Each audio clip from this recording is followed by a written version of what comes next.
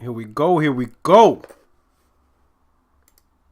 Looking good. The levels are good. Looking good. We looking crispy. Oh, we looking crispy. You know what I'm saying? We looking crispy. What's up? What's up? Hold on. Let me do my thing right here. Boom. Boom. Boom. Boom. Boom. Yo, what up, my friends, my family, my fellow gamers? Looks like the show must go on. I think I might be rocking Dolos for tonight. Craig out. I think he's going to catch the first viewing of Doctor Strange. Lucky him. You know, the other players, things came up, but I'm here. 100 frames, full VR. I got you, because there's things I got to get off my chest. There's things we got to talk about. You know what I'm saying? So what up, chat? What's going on? Of course, we got Briar. What's good? Danny, what's up? Mass Produce, Spider Silva. We got Jackie. You know what I'm saying? What's going on? Elbots are ultra nervous. Tell me about it. Danny Stab, what's up?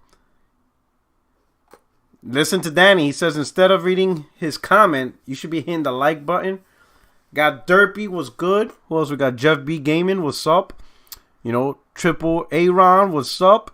Sergeant. Ready with the coffee. Thunderbreaker was good. Vegan, what's up? You know, Critopsy. Xbox hope this upcoming event will make every gamer forget how disappointing it's not. Yo, Calyrex was good. It's been a minute. You know what's going on? Who else we got up in here? You got Fee Mua. What's up? You know, it's me. What's good? Mario Heat. What's up? AC. Let's see. Yeah, Craig, man. I'm going to see Doctor Strange this Saturday, so I bought advance tickets for that. I'm gonna see it at the Regal RPX Theater. J Rowe, what's good? Arc War Angel, here we go. Yo, Dizzy123, what's up? What's up, people? You know, we got some good topics today. We let the chat fill up. Hit the like button. Tweet this out. You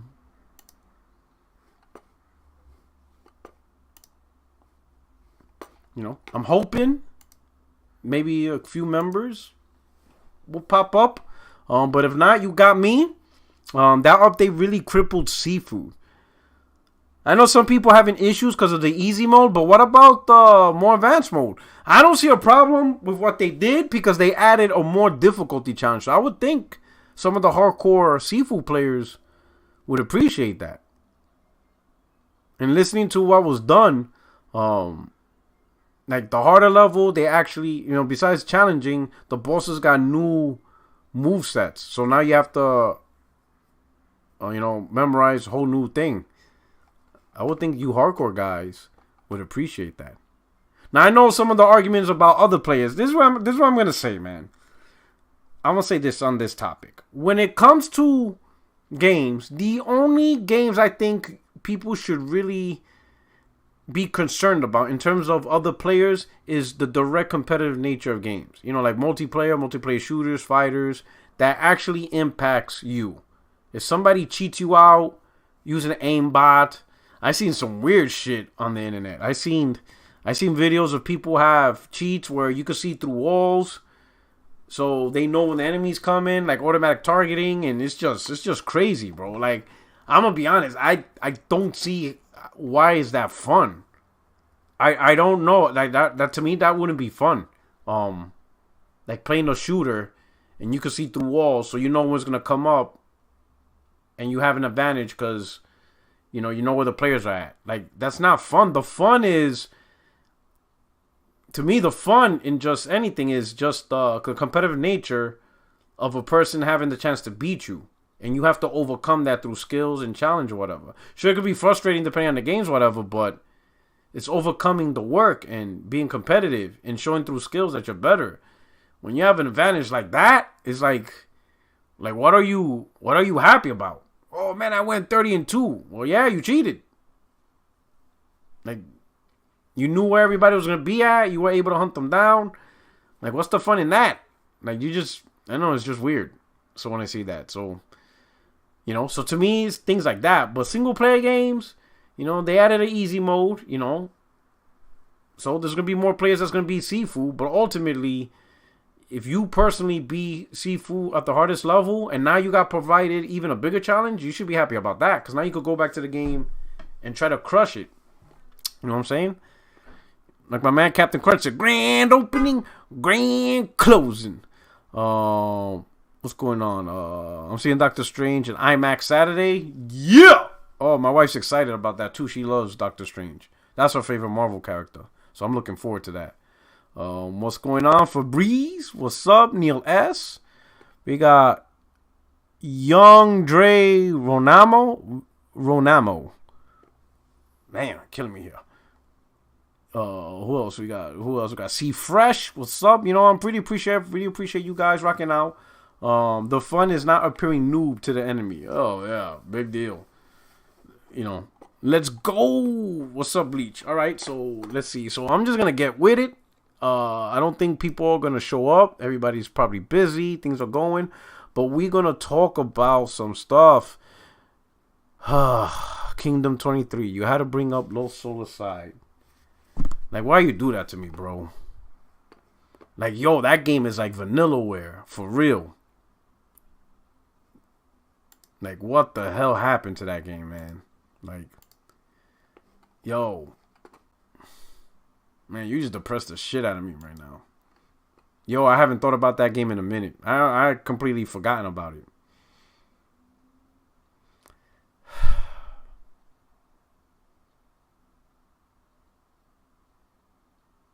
Damn, bro. You really killed my vibe right now. Like, damn, bro. My man had to bring up Lost Little Side, man. That's killing me, bro. That, I don't know what's up, bro. Just, you know what? At this point, just say the game's canceled, man. Just stop. Do something, please. I'm just, wow. I don't know what to say, man. But anyway, man, this dude got me in my feels right now, bro. Yo, what's up, Brain? You good, cousin? Not now. Not that he mentioned Lost Little Side. Like, yo, I've been waiting for that. Yo, I've been waiting for that game since, like, what, maybe 2016? Hey, yo.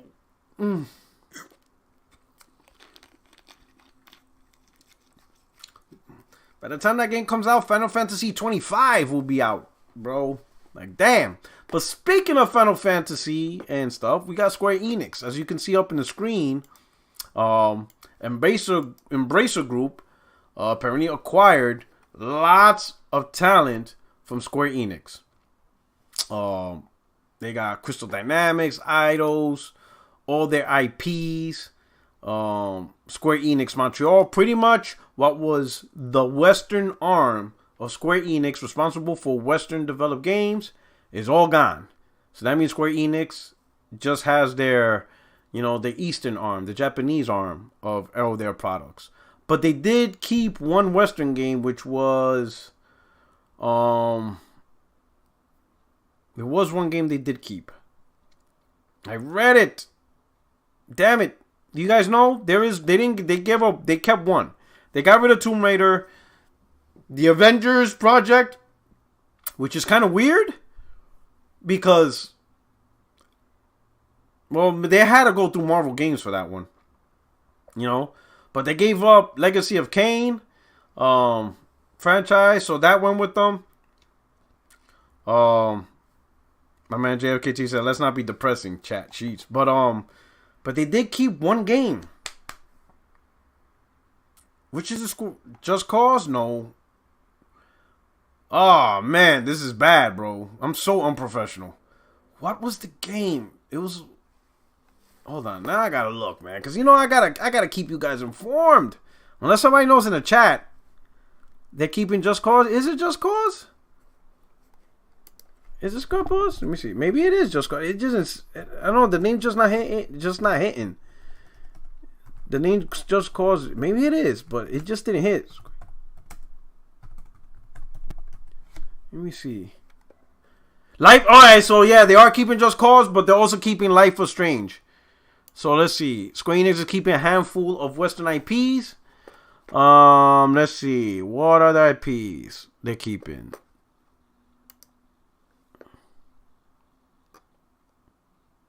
Oh, and Outriders. So they're keeping Just Cause, Life is Strange, and Outriders. Okay. Oh, somebody showed up. I heard the crackling. Oh, the Messiah. Oh, snap. Craig, you up in here? Yeah, my screening got pushed back to 11:30 p.m. So I'm like, I can jump on for a little bit. Okay. Woo, yeah, man. Lucky you, man. I'm going to see it on Saturday. Yeah, I'm going to go see it again on Saturday as well. Yeah, I'm going to see it. I can't wait. Looking forward to it. It's great. But hey, let's get to this now because I know you don't have much time. You know, you're about to do your big thing, watching Doctor Strange, and just see how he totally destroys the multiverse because that thing looks so crazy. It's absolutely insane. I cannot wait. I'm so looking forward to it. But here, hey, so what do you think about this Embracer Group acquiring a tremendous amount of assets from Square Enix? So I want you. So 2 points. So first point, touch on. What do you think about Embracer, specifically the group, acquiring all these assets? What do you think they're trying to do, whatever? And then number 2, does this help or hurt Square Enix? So let's start with the first question. Well, yeah, Embracer, I like it because they're called Embracer, and they embrace. So they did exactly what their name says it. They're also the group that owns the company that's making the Knights of the Old Republic remaster. Okay. Oh, they have Aspire? So Aspire falls under them? I believe so. Wow. I believe so. I mean, it really depends on what. Now, your second question is, I mean, again, it depends on what Square Enix's goal is. First things first, shout out to Kid Smooth. He came on this podcast a few months ago and said that Square Enix would be selling their IP. Now, he thought Microsoft would buy them. Yeah, he did. But just give the man his flowers. He was half right.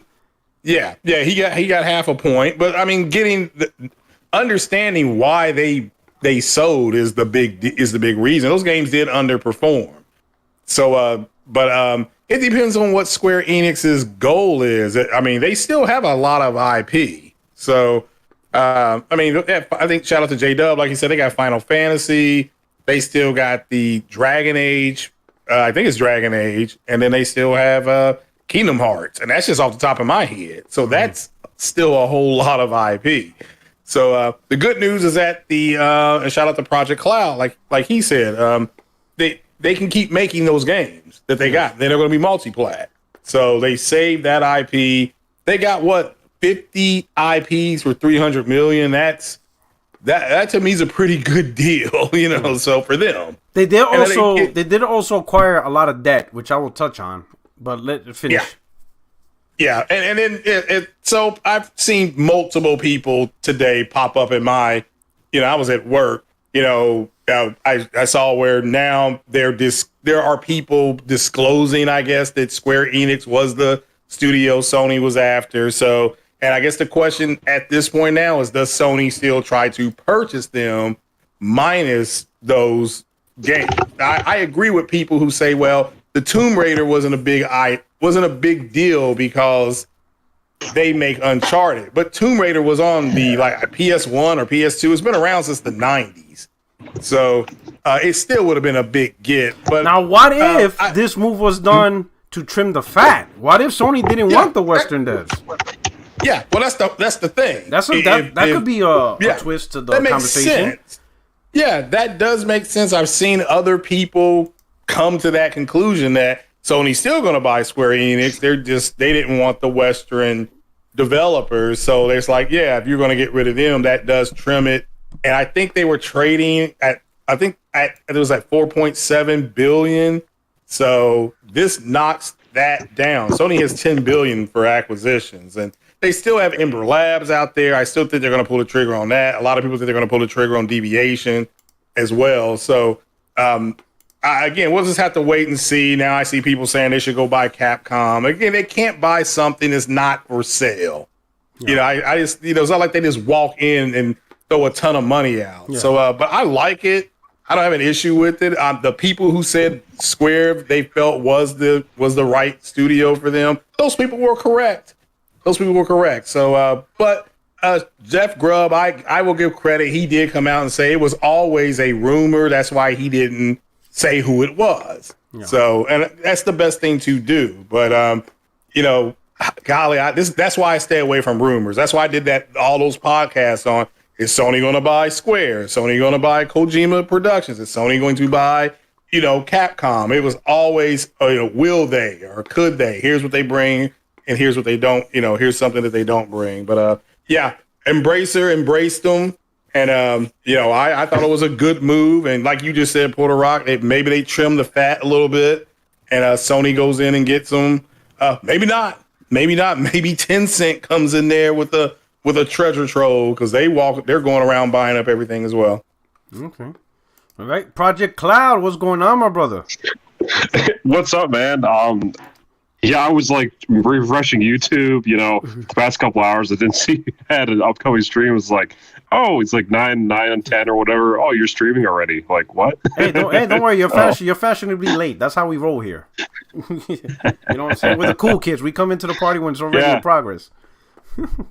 Yeah, I thought it was going to be canceled because I just didn't see anything in my feed for a while. Okay. But yeah, glad to be here at least for, majority of the podcast, though. So yeah, we're to start. So let me run right into you. So obviously you heard the rumors about Embracer Group acquiring tremendous assets from Square Enix. So I got 2 questions for you. The first question, how do you see this particular for Embracer Group acquiring Eidos, Crystal Dynamics and all the Western arms of what was formerly part of Square Enix? And then number 2, do you see this as a benefit for Square Enix, or you think this is going to hurt them in the long run, pretty much reducing the majority of their Western capability to making Western games? Yeah, I'd say first of all, Embrace Group got an absolute steal from this. Like, I can't believe that they got Crystal Dynamics, Eidos Montreal, I guess another studio, and then some mobile division, and all these IPs for $300 million. Like, I would have thought Tomb Raider IP alone could have auctioned for at least $1 billion. Yeah. So, I mean, let alone all of the development talent and all these other IPs. So, like, I can't believe, but that's as far as a large scale deal, that sounds like an absolute killing. Mm-hmm. The closest deal that I can think of, and it's not directly comparable, but it's an acquisition nonetheless, is when Disney bought Lucasfilm for $4 billion. Like, that was a steal for that price, man. So, and granted, $4 billion versus $300 million is nothing, but for Star Wars and all the Lucasfilm IP and everything that's associated with it, like that, well, that paid off easy, man. So, yeah, this is on that level, I think, for the gaming industry so far, because everything else, relatively speaking, that has been announced with figures has been kind of expensive. Bungie, what, $3.6 billion or something, yeah. if I'm remembering. Mm-hmm. Ridiculous, man. So, Embracer, hats off to you. I don't know how they do it, but hey, the banks keep funding them to keep making these acquisitions. Mm-hmm. So, it's basically becoming the dominant third party, lightweight heavy. You know what I mean? Mm-hmm. Yeah. Yeah, because they got like Gearbox, they got Koch Media, they got like the Metro franchise, a lot of other things I'm forgetting too. But they have like so much kind of like mid-tier to high-tier, AAA content, and they are playing like a ridiculous amount of AAA releases between now and like 2026. So yeah, it's gonna be really interesting to see what they have in the future. As far as Square Enix, man, yeah, I think they really mismanaged their Western division here. Now, I'm actually a person that really likes Shadow of the Tomb Raider. I actually think it's the best of the trilogy, at least from a storytelling perspective. But I do feel that they dropped the ball as far as how they marketed the game and not having it sell as well as the previous titles. So I think that was a failure. Marvel's Avengers, I haven't played that myself, but, reception-wise, and especially as a live service title, that's been a flop. Even just financially, they lost, hundreds of millions of dollars between that and Guardians of the Galaxy, which is a good game, it's a single-player game. So there's just so many interesting factors. It's kind of weird why, in a sense, Marvel has been the downfall of Crystal. Well, not really Crystal, but you know what I mean, within the Square Enix's perspective of them. Like, I don't know why they're not giving them maybe one more shot. But hey, if they're really just not committed to managing a Western team, then I guess sticking with Final Fantasy is what they want to do, and all this weird stuff with blockchain and AI. Yeah, that's good. That's a whole new topic. I think that's a whole different podcast and stuff. I think that's gonna trend with every company. Every company's gonna dip into that weird shit. I just don't see it's just gonna be Square Enix. But let me say this. So apparently, an article came out. An analyst says that Square Enix actually lost $200 million on the Avengers and Guardians of the Galaxy projects. So that's a failure. That's just a total failure. $200 million lost. So think about it. Like whatever the game sold, whatever Guardian of the Galaxy sold, and then it went on Game Pass, right? Supposedly Game Pass saves everything. They end up losing $200 million. That's freaking insane. Like I don't know how they could lose that much money. Like how much? I honestly don't know how you could lose that much money because like Avengers and Guardians of the Galaxy look good, but I don't see like those games costing like $500 million to like you know what I'm saying compared to Spider-Man.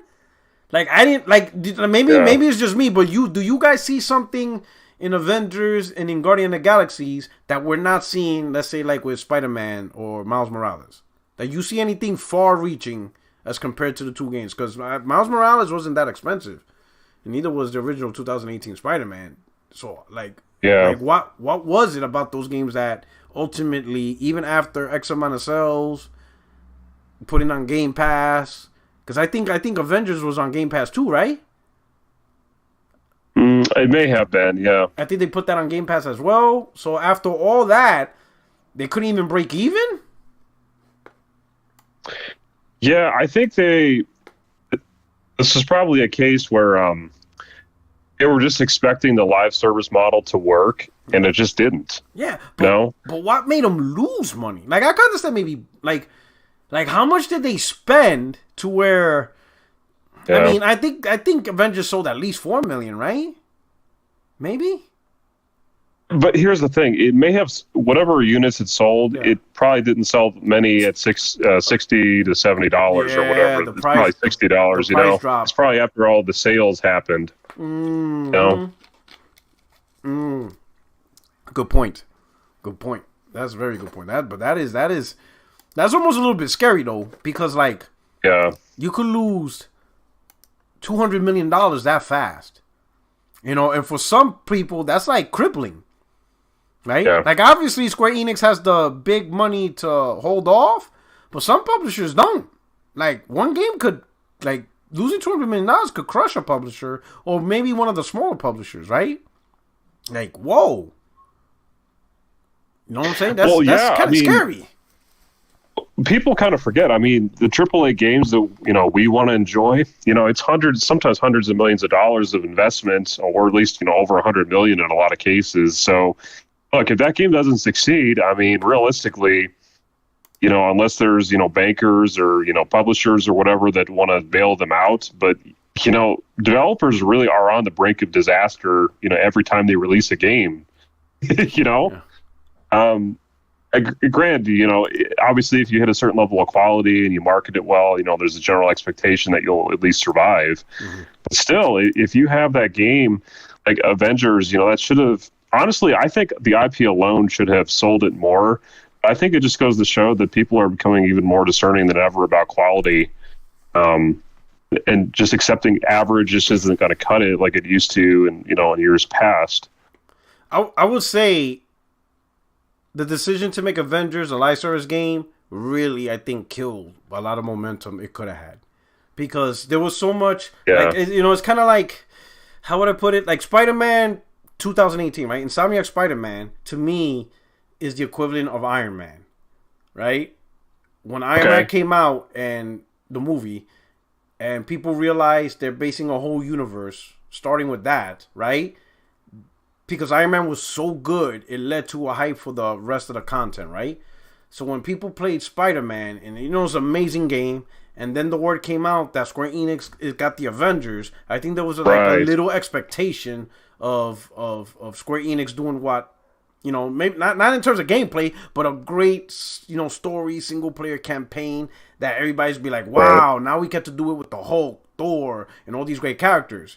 And that was the hype. And then one day they announced, oh, it's a live service game. And that killed the hype for so many people. Because the expectation was, being grounded on what Insomniac did. But now do it for the Avengers in their own way.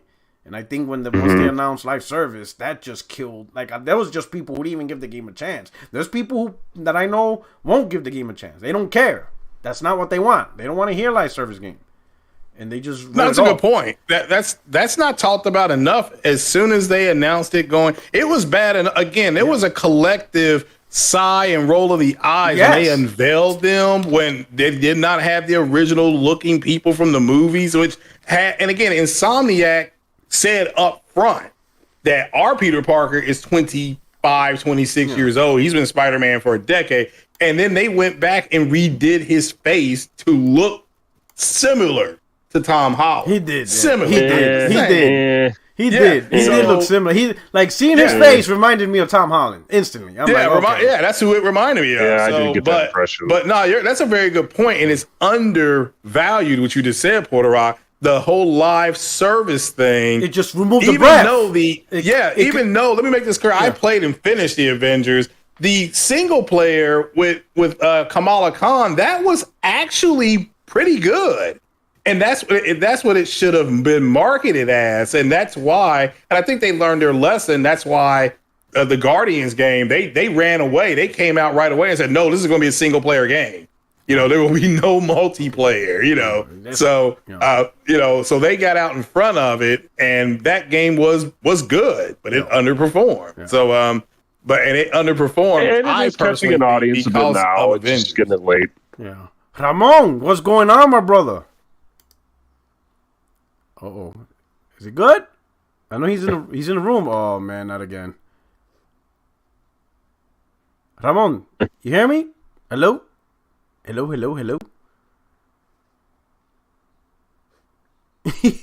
Well, technical difficulty. Wait, the mute button on. Let me see. Let me make sure your volume's up. But we do not hear you. Uh-oh. Yeah, sometimes it's just weird things with the browser or whatever. Man. Is that he's going through Discord through his Xbox? That's the problem, bro. Nah, I'm just playing.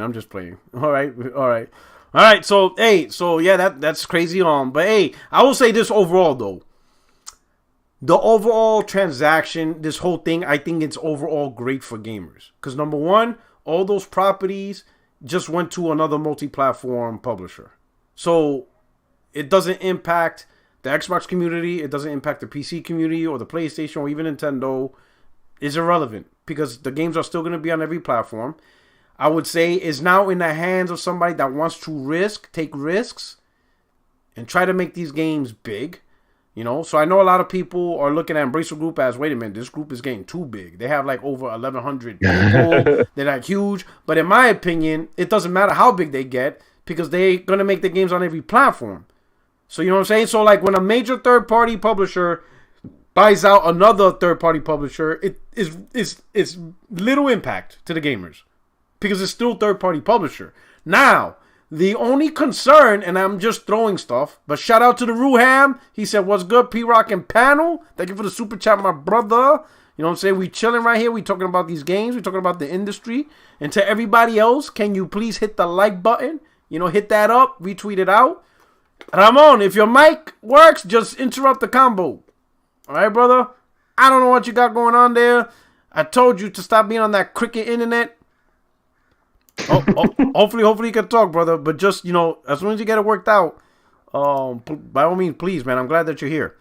But he dropped. Yeah, he dropped. So hopefully he'll log back in. But it's great for gamers, right? So an Embracer Group, Now the only concern, now this is just tinfoil hat, fucking shot in the dark. The only time this will be concerning if Embracer Group pulls the rug under our foot and one day decides, oh, we're making a console.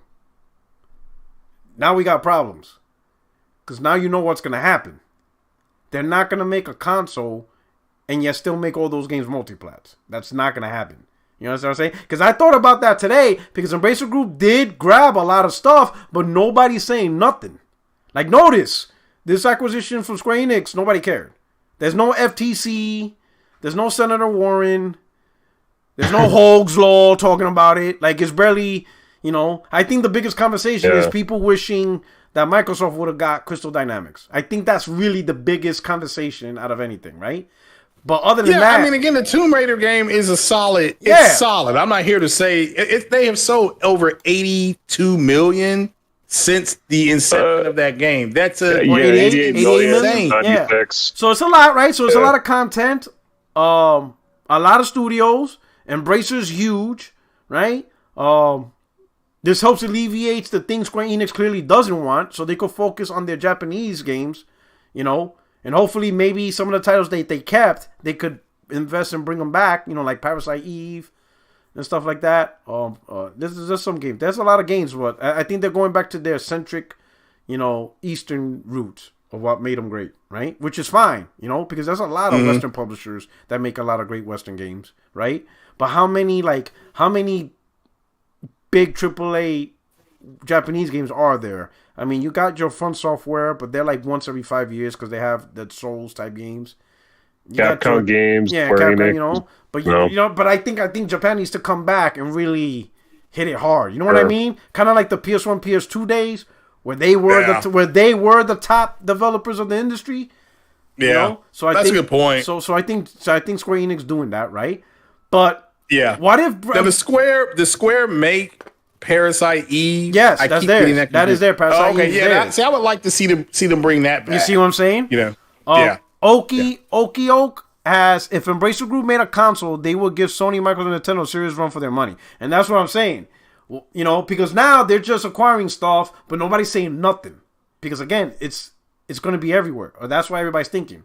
But what if, like, next gen, they keep acquiring stuff, they build up their portfolio, and then, like, when the PS6 gets announced, the new Xbox gets announced, and Embracer Group says, hey, we're creating a console. So we'll also be launching a new next generation console for us, too. That would be crazy. Does it have 12 T-flops and 52 CUs? You know, it's going to have 53 CUs. Now I'm playing. Okay. It's going to have a whole new CU. But imagine if they did that. They technically could do that, and it's too late. They have all these assets, and they'd be like, yep, sorry, guys. No games for you. We're keeping all of this for us. And you'll be like, oh, that would be crazy. Hey, that's just a little tinfoil hat. But, you know, the only reason why I brought it up is because, again, no one really got a heartache on this purchase or anything. No one really got a heart attack. Because, again, it makes sense. There's no reason not to. Because it's still going to be on Xbox, still be on PC, still be on PlayStation, Nintendo, whatever they want to do. But if they decide to be slick and be like, hey, now we in this game, we're going to do our own console. Ooh. So I have the perfect idea. Again, I don't want them to do that, but if they're going to go that route, they already have the marketing. It's already developed. Yeah. Okay. Within the last couple of years or so, there was that KFC chicken gaming bucket. Oh my god! It looked like an air fryer. Oh man! So there's your console. Now you just make it, have real exclusives and better, advanced hardware, and and a subscription and a monthly subscription to KFC where you get like 2 pieces of chicken for free a month. It's literally going to be the hottest gaming console you can get. Oh man, it'd just be crazy, Shout out to Black Star Goat. He says service titles are killing publishers, leading to acquisitions. Bethesda and Fallout 76 leading to Microsoft buying them, and now Avengers with Square. It's just, I don't know. I mean, it's just interesting. Ramon, are you up? Are you good? My brother, we need you here. Oh, man. Someone down 911. Oh, man. Damn, bro. Discord does not like you at all. P-Rock, the only company I could really see creating a console would probably be Apple at this point, because I think the investment required for gaming is just too much. Even with Embracer Group, I still don't think that the titles that they own are able to, I don't know, attract enough attention And I honestly think you have to have something like that EA or Take-Two has in order to be able to consider, existing IPs that could actually sell a singular console. And the only way I can really see, again, you have to have such massive capital. Apple would be pretty perfect for that. And then hopefully, just like, with their TV service, that they would just invest in a whole bunch of original stuff. So that's the thing. Actually grow the industry. So that's the thing. So like Apple, like if they try to make a console, do they have what it takes to be a first party provider? Because look at Google. Google has crazy capital. Guess who's back? Back again. Oh my God. He figured it out. Damn. You just got rid of that dog shit Xbox and you decided to be like, nah, I'm just kidding. I'm kidding. Oh, well, there you go. Yeah, there you go. I'm talking all that shit. What's going on, Ramon? How's everything, man? Yo, not a whole lot, man. Just doing it like yesterday. Hopefully a little better. Okay. That's about it. That's it, right? That's a good point. Make today a little bit better than yesterday. Yo, so let me backtrack a little bit to the original topic because I want to get your point. So Embracer Group acquiring all these assets. What do you think about it from an Embracer Group perspective? And then question number 2, what do you think about Square Enix getting rid of all these assets? Is it better for them, or do you think they made a bad decision? Okay, so for the Embracer thing. So when I found out that before I found out that it was Embracer and I started hearing about Square Enix selling off those 2 developers, my first thought was, I hope Sony got them, and the only reason is because I know I can trust them as far as quality control. And that's no shade on Xbox, but it's just they're still figuring it out. But when I heard it was, I ain't gonna lie, people like everybody's like, man, I wish Microsoft bought them. I'm like Microsoft can barely handle what they got, bro. Like, yo, let them, crawl. You know what I'm saying? Yeah. Crawl, stand, walk, run. Right now they crawl. Exactly. Let them learn how to stand on their own. Like, goddamn. Yeah, I mean, that's like I say, they just, let them figure it out, and not to mention they're already still knee deep in the Activision thing. If they even hiccup in the direction of another studio or developer, then that's going to make things even harder for them. Great point. Let them get that done Great first. Point, because I know people be like, oh, you think Microsoft's going to buy something else? I don't think they're going to make any moves until this is done. I think right now, I think right now the industry knows if there's any time to try to put a bid on a company, is now, because Microsoft's not involved. Yep. They gotta toe the line until this Activision deal is done, and it sounds like it won't be done till like 2023. So from now until then, this is where you make your moves before Microsoft comes back in the game. And all right, go ahead. Exactly. So as far as Embracer Group, I'm happy that they got it because at least all the games get to stay multi-platform, and I think that's the best case scenario. Yeah. Hopefully, and it doesn't seem like they're going to, but hopefully they don't squander that talent. Then again, they can't do any worse than what Square Enix was doing. So there's that. I think it's got a lot of positive potential. And they said one thing that already got me in their corner. They specifically mentioned Legacy of Kain, and because of that alone, I'm like, okay. I'm hoping. Yeah, I saw that. I'm hopeful, but I'm nervous. Even if they made their own console, I'm like, I'm buying it. Yeah, I would buy it just for those 5 games. Yes. But I'm just nervous. I hope they don't try to continue the story because I don't know if it's even possible at this point. There's just too much to consider. I don't even know if Amy Hennig would want to tackle that again because it's been too many years and it's a complex storyline. Just do a full remake. And start over. Yeah. Just to keep all the voice performances, keep the story intact. Maybe go in and polish up Blood Omen 2 story a little bit because it was the weakest link. Yeah. But other than that, keep everything the same as far as the performances and the story, and then just give graphical and engine overhauls. Yep. Like a Demon's Souls. As far as exactly. No. As far as Square Enix, I think that it was a fantastic move that they offloaded those 2 developers because they didn't know what the hell to do with those studios anyway, and they were just running them in the ground. That was from the marketing of Guardians of the Galaxy to putting the wrong team for the wrong game with Avengers. So I know there's a lot of debt that may have been inherited with that, but still they gave those studios away. Yeah, that's not our problem. Exactly. So as far as the possibility of Sony buying them, I think the only way that would be a good idea is if Sony bought Square Enix and either cleaned house on management, or no, just cleaned house on management, because they're like, unless it's Final Fantasy, it's everything else is just thrown away. It makes no sense. The decisions they make have made no sense. The way they screwed over People Can Fly is reprehensible. So, if Sony did buy them, they need to really do some restructuring from the top. Take over the management. Get things in order. Just do that Sony magic that they always do. Exactly. So, I don't disagree. What was wrong with the Outriders thing? Those are solid. No, games, how again Square Enix handled them. Because I think Outriders said they didn't make no money or something like that. Well, what happened was Outriders, People Can Fly's agreement or contract, I guess, with Square Enix was after a certain number of sales, then they would start to get, I think, like bonus and residuals or something like that. And Square Enix is basically sitting over here like, it hasn't made any money. Yeah, they put it on Game Pass. But then Square Enix is like, it hasn't made any money. And so, and Square, People Can Fly still haven't been paid. They still haven't been paid. Yeah, so that's true. You were gonna say something, Craig? I was saying that. Square. Look, Kingdom Hearts. That's a big game. Yeah, that's right. I forgot about that. That's right. They had the new one announced recently. So, they have Kingdom Hearts Dragon 4? Age or Dragon Quest, 4 or 5. That is. Dragon Quest is another big one. I think it's 4. Those are big games. 4, it's not that they can't make good games.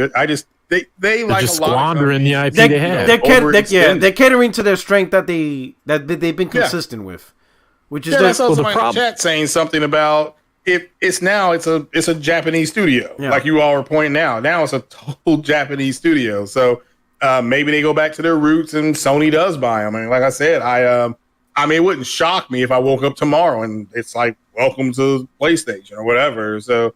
But I hope they don't buy it. I think it's solid. They're a solid studio, but they were going to buy a publisher, according to some people. Like, this was the big leak that everybody was talking about, the big studio. So had they bought them whole, I think it would have been a much bigger story. But did it work out? Are they still going to go after them at like you said, Puerto Rock, at a trim fat price? I'll have to wait and see. Well, a lot of people saying PlayStation's weakness right now is their Japanese, because I've seen that conversation in Spaces.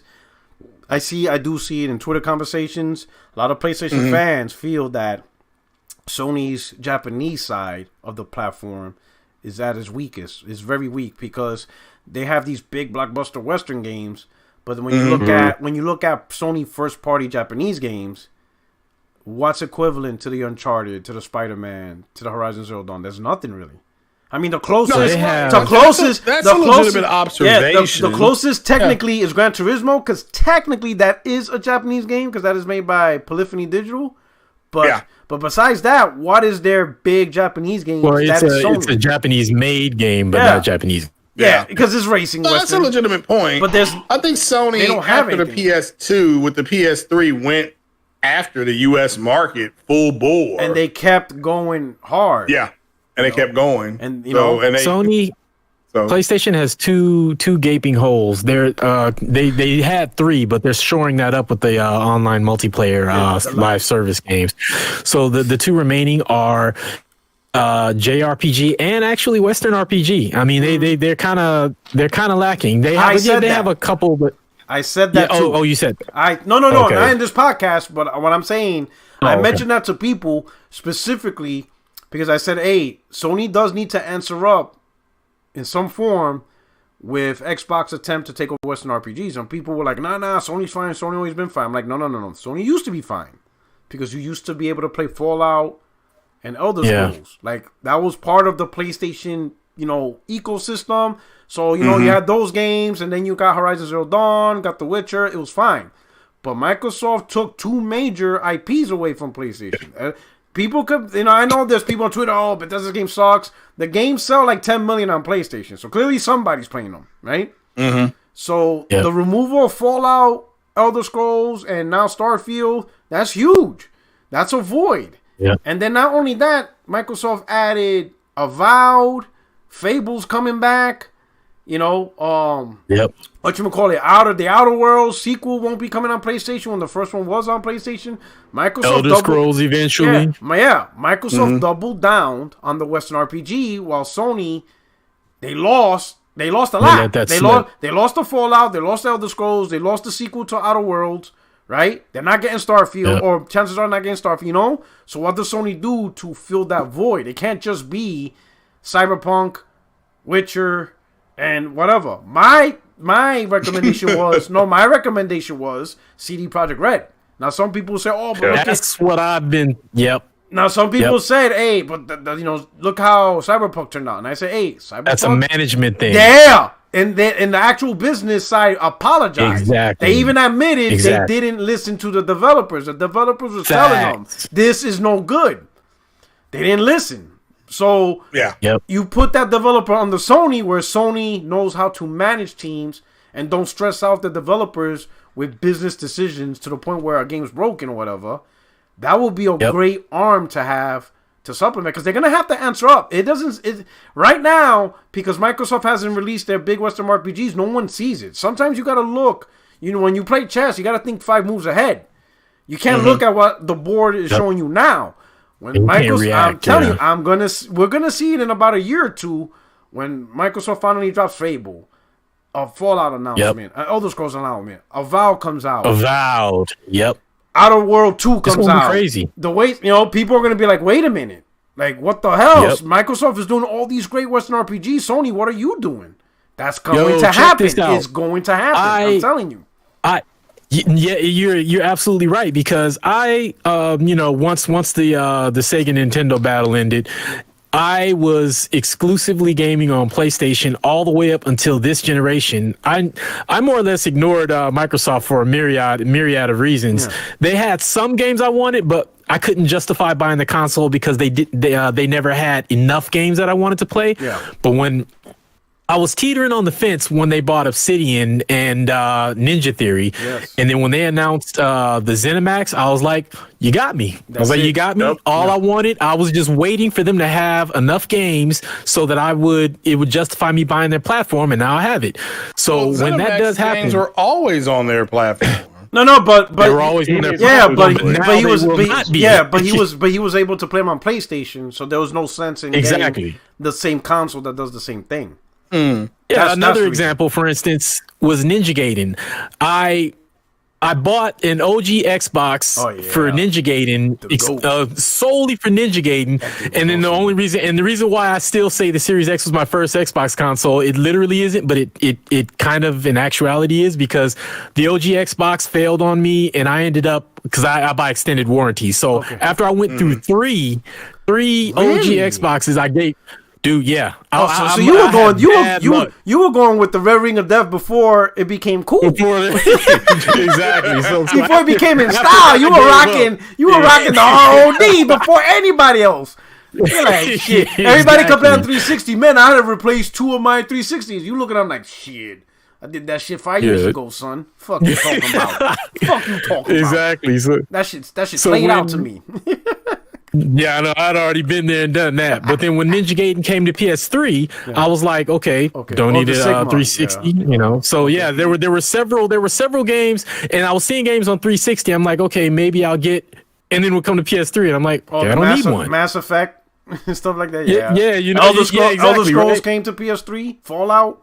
Yeah. Yeah. Well, I never played the Elder Scroll games before Skyrim, the remastered for PS4, and I started it on my PS5. So I'm new to Elder Scrolls. Exactly. All of them were great. Yeah, and when I played Elder Scrolls, when I played Skyrim, and then found out that they bought ZeniMax, I'm like, you got me. So, that's something Sony needs to shore up, is that. Oh, by the way, quick shout out to Dizzy123. A little while back, he said that Sony let Gravity Rush flop. I will forever be pissed off at Sony for that. Really? Because those 2 games are phenomenal. I couldn't get into Gravity Rush. I tried. Oh man, I loved them. It felt the side missions was like, oh, I can't do it. I didn't even play 2. I heard 2 was much better. Some of the side missions were a little bit annoying because they were like the fetch quests were very fetch weird. I'm like, man, and some of them were weird. But even with that, they were still so much fun, and the flight mechanics were just so amazing that I could get past that. So I'm really salty on the on that. Right. But let me give a shout out to CD Projekt Red. Let me give a shout out to .com. He said in the super chat, "Endgame for Embracer is rent IPs to highest bidder." You think so? You don't think they're gonna control, because they have the developers themselves to do it? You think they're gonna liquidate the developers? I hope not. That would suck. Nah. That's just too expensive. They're in it for the long haul. Somebody just tweeted me and said CD Projekt Red only makes one game. They brought up Remedy. They said, what if Sony were to try to really go after Remedy? I don't think Remedy's gonna happen. Remedy don't make Western RPGs. Like CD Projekt Red, the only reason is because they make great RPGs, so that would strengthen the Western RPG arm as a counter to Microsoft's monopoly, I guess you could say, their attempt to monopolize Western RPGs. Yeah, because it's gonna happen. That's gonna happen. Microsoft's got to prove it, though. I mean, just because they have those IP doesn't mean they're gonna be good games. I'm not saying that they won't. I mean, that's true, but the thing is, Sony doesn't have anything. So at a minimum, Microsoft has the leg up because they have stuff in the works. So they have multiple stuff. So even if 1 or 2 flops, they're still gonna have others that might be successful. Sony doesn't have anything. And there's one important thing to that as well. As much as it's pretty much it can be agreed upon that Microsoft is very challenged when it comes to management. The thing is, Bethesda and Avowed know how to manage themselves. Yeah, they do it so themselves, I would be shocked. I would be shocked if their upcoming games are going to be flops. I would be shocked. Yeah. So I think it's reasonable to say that they're going to hit. Yeah, I mean, some of their games have underperformed, but this is not because of management. Bethesda has their own publishing, so they'll take care of themselves. All Microsoft got to do is just give them the check. Write the check. Just write the check. Yep. Hey, we need $300 million. Microsoft, don't even ask why. Just give it to them. Yep. Don't even ask why. You guys go sit over there, have tea and a sandwich, and let us handle this. Don't even ask why. Just give it to them. That's it. In fact, just give them the credit card, and that's it. Yeah. So that way they don't have to keep pointing. All right, so this is a good segue to the next topic. So again, we just briefly touched on Square Enix, but at the same time, we'll talk about Warner Brothers, because supposedly Discovery is still shopping around with the idea of selling off their studios, and separately, because I caught the separation, licensing their IPs. So buying the studios don't get you the IPs. You just get the studios.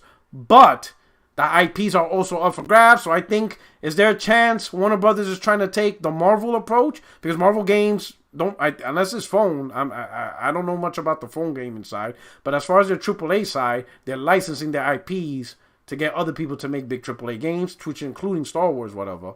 They're licensing them out. So is Warner Brothers trying to take that approach? You think Warner Brothers sees having other people make games more profitable than trying to make their games themselves? Yeah. No, that's exactly what they're looking to do, is because Marvel has Marvel Games. A lot of people really got to understand that Marvel Games is separate from Marvel, and it's run by its own group. And my understanding of it is that they are going to Warner Brothers. I think they're called Warner Brother Games, right? Yeah, well, WB Games, which is separate from Warner. Yeah. But you can see, you see the new president of Warner. He didn't cancel Batwoman. He didn't cancel Legends. I mean, he's in there with an axe. But they're terrible. He wants to reboot Superman. So I'll be honest. An opening here. But that's just what they're doing. Honestly, it's like Sony's got that Harry Potter, whatever it's called, Hogwarts or whatever it's called, coming out. So let's just say they buy that studio.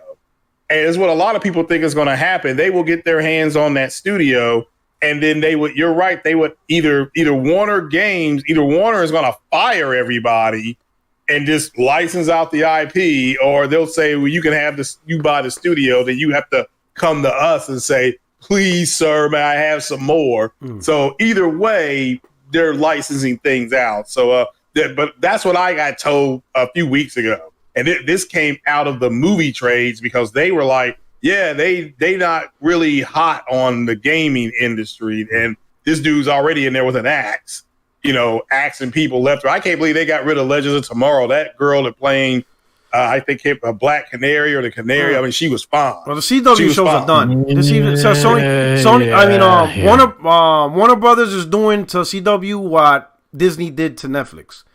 That it doesn't matter. I'm being serious. It doesn't matter if the show was successful or not. They're gonna shut all of it down because they're gonna focus on HBO Max. They're gonna put it all on there.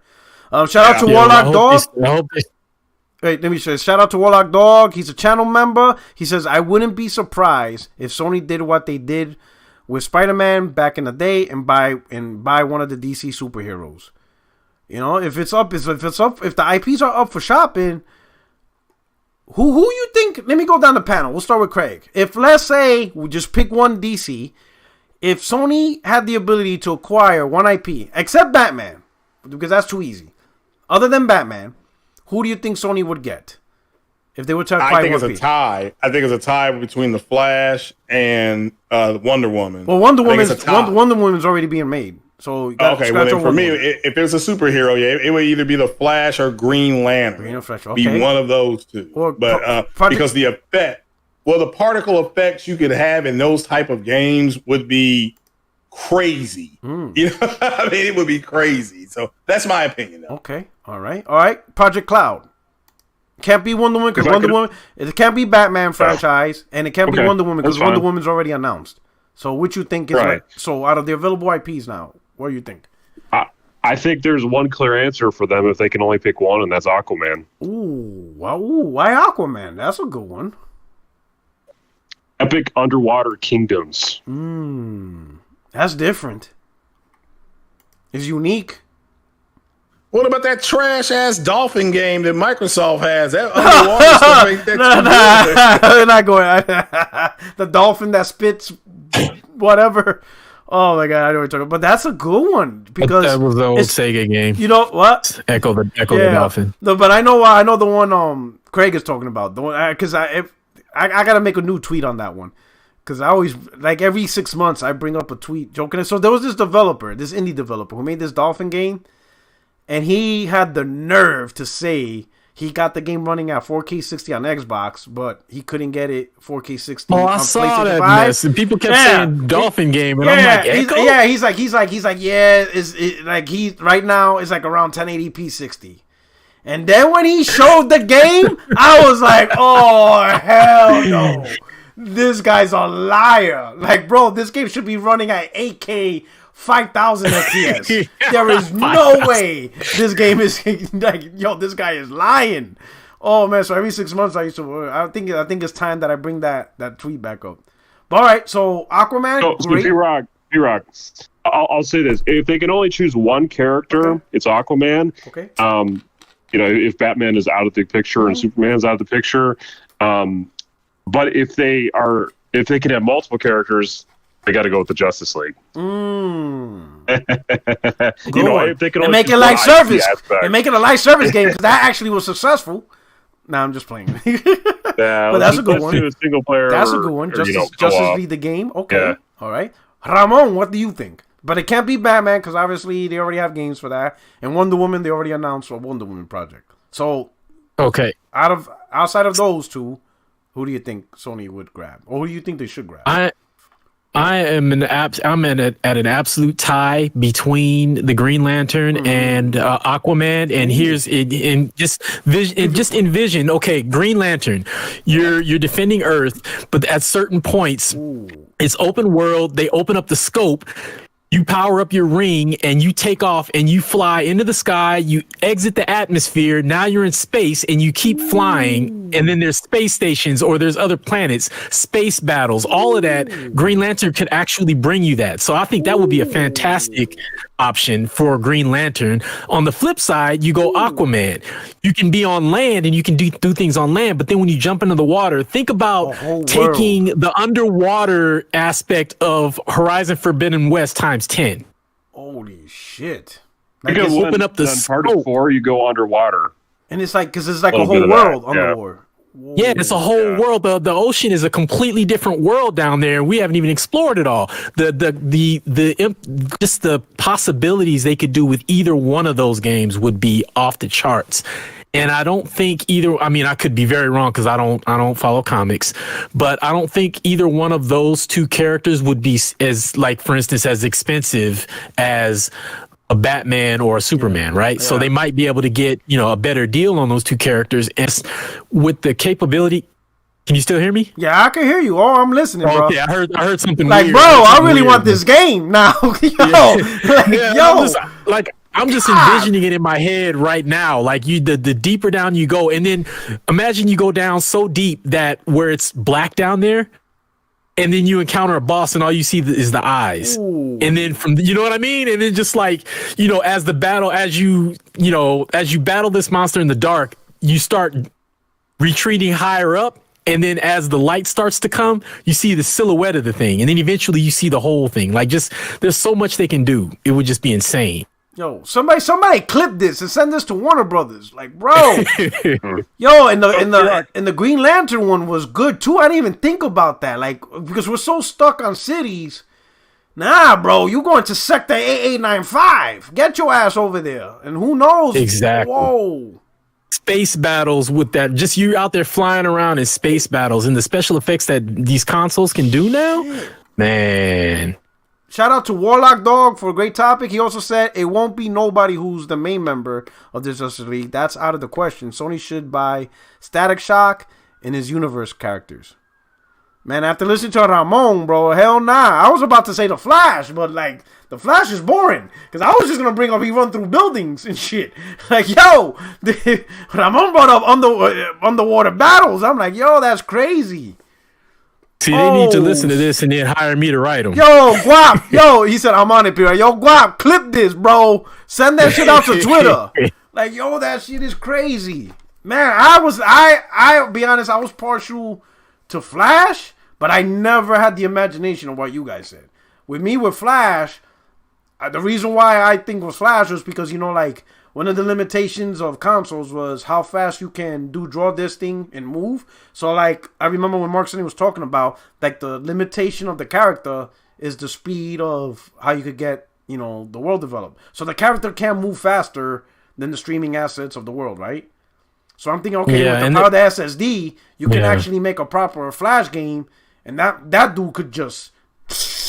What would you do with that Flash, though? That's the thing.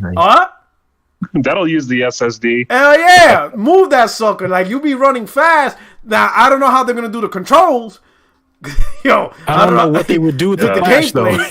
Yo, but that character be moving around the city, like, mad quick. You know what I'm saying? I'm like, yeah, that's what I'm talking about. The only thing I can think of to do with the Flash in terms of, like, combat and action scenes is, like, maybe you have airborne enemies, and at certain points he runs and then uses something as a ramp, jumps off the ramp, and as he's flying through the air, gliding, you're just like, punching and knocking and kicking enemies as you're passing by them before you land again. But I can't imagine building much of a game around the Flash because you get everywhere too fast. You get everywhere too fast. But that's the problem with Superman. He's OP. The thing is, though, like, the show, there's always, like, this weird...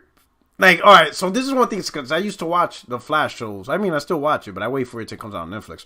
But the one thing about Flash, this is what's weird about the Flash, right? This dude travels so fast, he could go back in time. He does all this stuff, right? But if you notice, if you watch the show, there's certain points where, let's say, for example, he's fighting somebody, and somebody just knocks him on the floor, and then they go in the elevator, and then, like, they leave. So then he follows them outside the building, and they're completely gone. And he's like, damn, I lost them. And I'm like, how? They left on a goddamn van. Like, run around the city 50 times. You'll find them.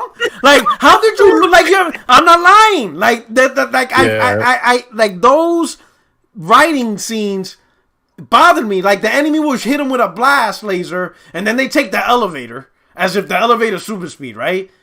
And then, like, Flash will wake up, knock his head. He's like, oh, I gotta follow him. And then he leaves the building and he's looking in the streets. He sees nothing. He's like, damn, I lost him. No, you didn't. They left in the Winnebago. They may be 3 miles away from you, bro. Like, go all around the city 10 times. You're gonna find them. Like, that shit used to annoy me. Or, like, hey, there's a bomb, you know, in a car. Hey, go follow it. And he's actually, like, struggling to keep up with the car. And I'm thinking, that shit don't make sense. Like, rusty plot armor. How? Yeah, exactly. Like, how is he, like, chasing after the car? Like, there shouldn't be no chase. Like, he should, like, just be in front of it. Like, what are you doing? Like, you know, he somebody who can vibrate like, poison out of his body and travel through time, but he can't keep up with the truck. Like, but this one car is giving him a challenge. Like, so those scenes I found weird. I'm like, yo, that shit is weird. Like, he's as fast as ever before, but apparently he can't catch up to a car. Like, or, you know, or somebody went down the elevator and left the building, and now he doesn't know where they're at. Like, damn. They gone. See, that's like, symptomatic of scope.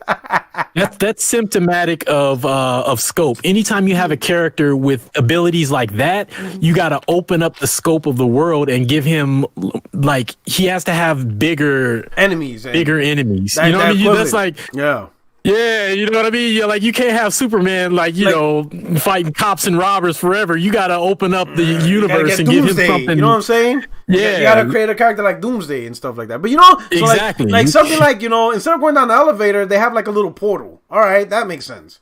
They went into the portal and they disappeared. Okay. Like, how can a writer mess that up? Like, the dudes literally escaped from an elevator out of the building? Don't even get me started. Don't even get me freaking started. But anyway, man. Those are good points, you know what I'm saying? But I gotta admit, I do like your guys', especially Green Lantern. I don't think I ever heard of somebody mention Green Lantern. I don't know why. That's the first time I heard of it. But that's a great point. Those are great. Yeah. Here's what you can probably assume is that unless there is a linear version of those characters that is really succeeding, I don't really see adaptions of those in games happening quickly. You know, like Wonder Woman is only happening just now, for example. So yeah, you know what? That's a good point because when they announced when they announced Kill the Justice League Suicide Squad, I honestly thought, this is what I thought to myself when I saw that video. I'm like, who the fuck asked to play as Captain Boomerang? Like, who? Yeah. Who? Like, who? I didn't even know who Captain Boomerang was until I saw that trailer. When I saw that, I'm like, who is dying to pick Captain freaking Boomerang? Like, out of all the characters DC has, they created a crew where you got Deadshot, Harley Quinn, King Shark, Captain Boomerang. Like, I don't want to play as any of them. None of them. There's no character that I want to play as, let alone pick a character and try to kill Batman. Like, hell nah. Like, I know. It trips me out. Like, I don't know who thought, and I'm not saying the game it'll probably be successful maybe because it's quirky, it's weird, you know, whatever, but I'm like, who asked for this? Like, this is crazy. But I'm glad they announced Wonder Woman, though. I'm looking forward to that. To see what they're going to do with that. Yeah, that's going to be interesting. Mm-hmm. Okay. Yeah, that's the most interesting I think they have by far. Well, I mean, Gotham Knights actually does look interesting as well. Yeah, I'm a Batman sucker, so I'm gonna figure it out. So yeah, I'm gonna try. I know I was kind of pissed off that it wasn't a proper Batman game, but I'm gonna give it a shot because it does look interesting. I really like that Mr. Freeze stuff that they showed. Okay. Yeah. Right. So we got that. So now here's the thing. So what about the talent though? So now forget about the IPs. Rocksteady.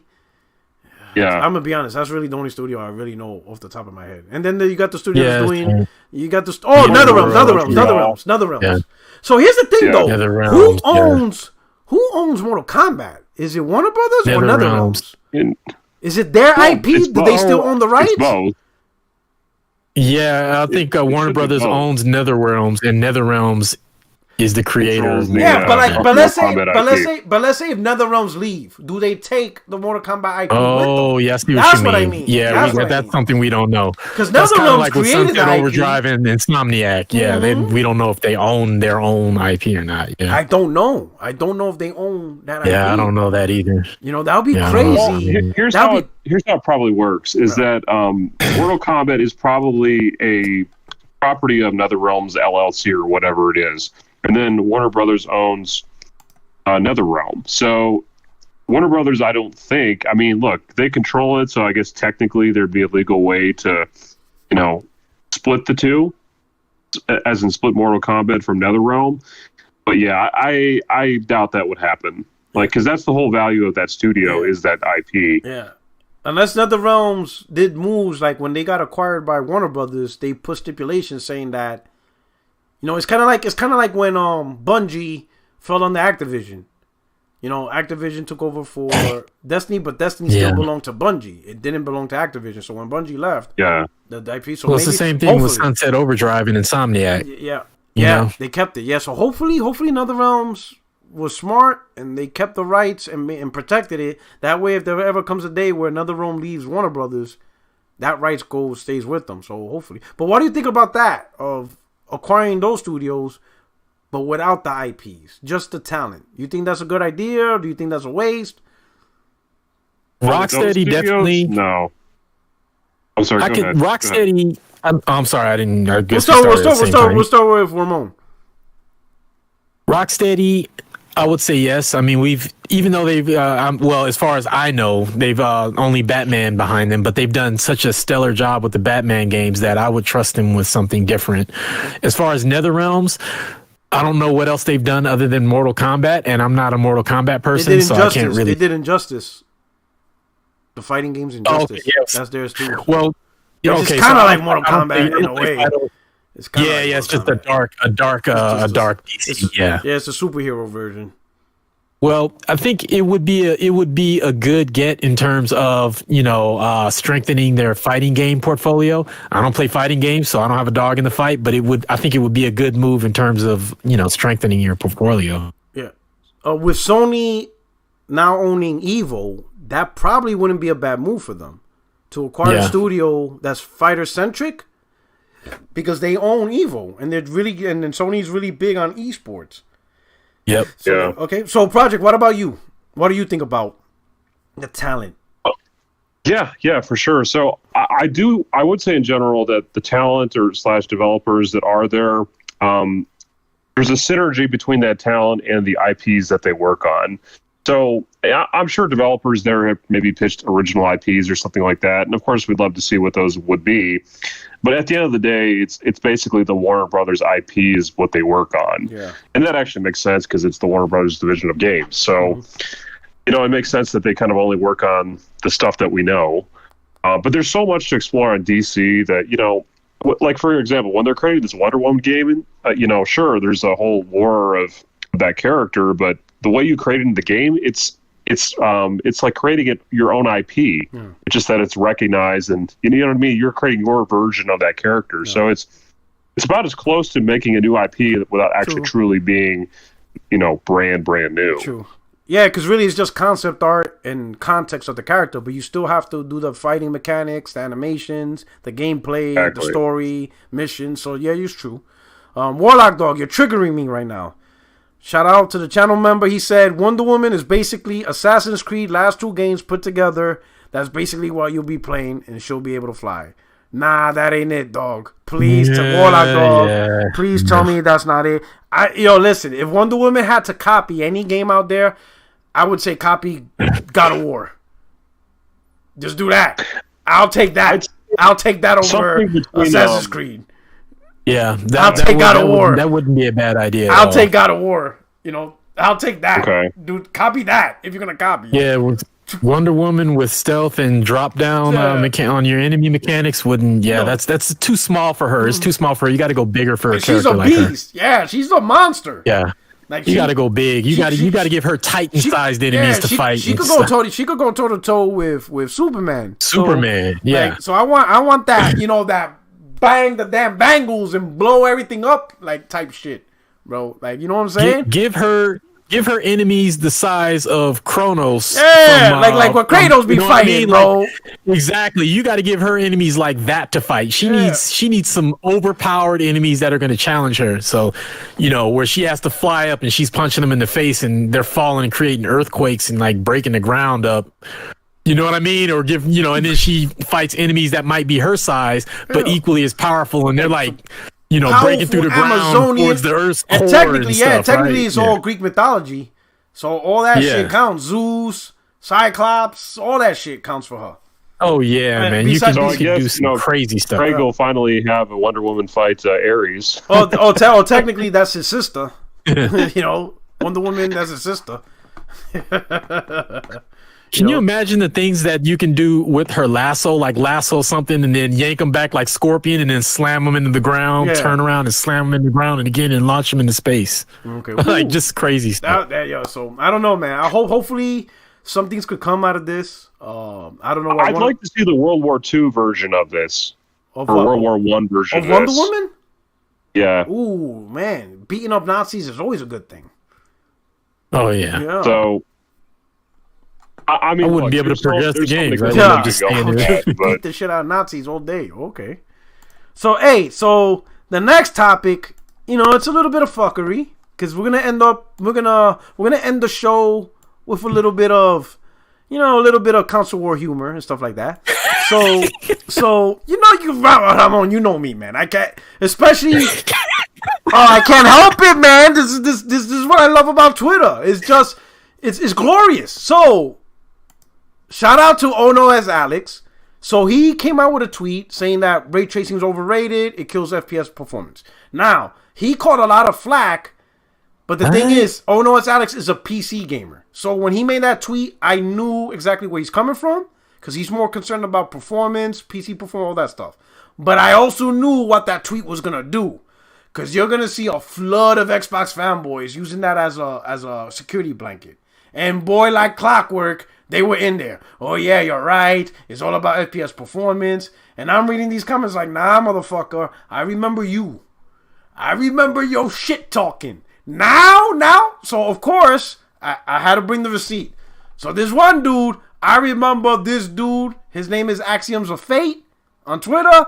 Yo, this dude had like 100 tweets a day pertaining to Tech Talk. Every goddamn day. Like hundreds. And I used to be like, bro, I mean, I get you excited, but how do you know all this is going to pan out? He's like, no, the numbers. I mean, he was a 44% guy. The man had the math. It's math. Just like Dila, it's math. So I got a special tweet for you guys. So this guy, on April 22nd, 2020, so a little over 2 years ago, my man even called out Cerny. The man called out Mark Cerny saying, pretty sure Cerny was downplaying. Yeah, you see that? Hey, Ramon's like, man, this guy, bro. How does Porter Rock do it? Like, I can see going back and forth between, like, lay people like us. No, but this guy went at Cerny. Cerny's IQ is bigger than all of ours put together. I think Cerny went to MIT or some shit. But listen, he said, pretty sure Cerny was downplaying ray tracing by stressing multiple times, I might add, to devs that don't need to use ray tracing on PS5.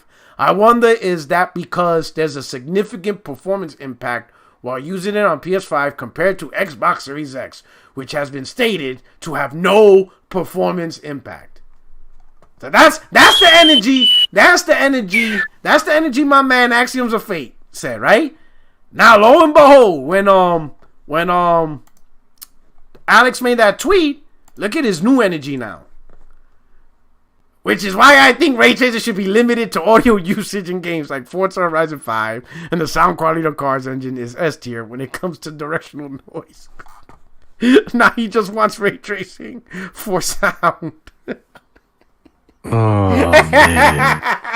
Oh man!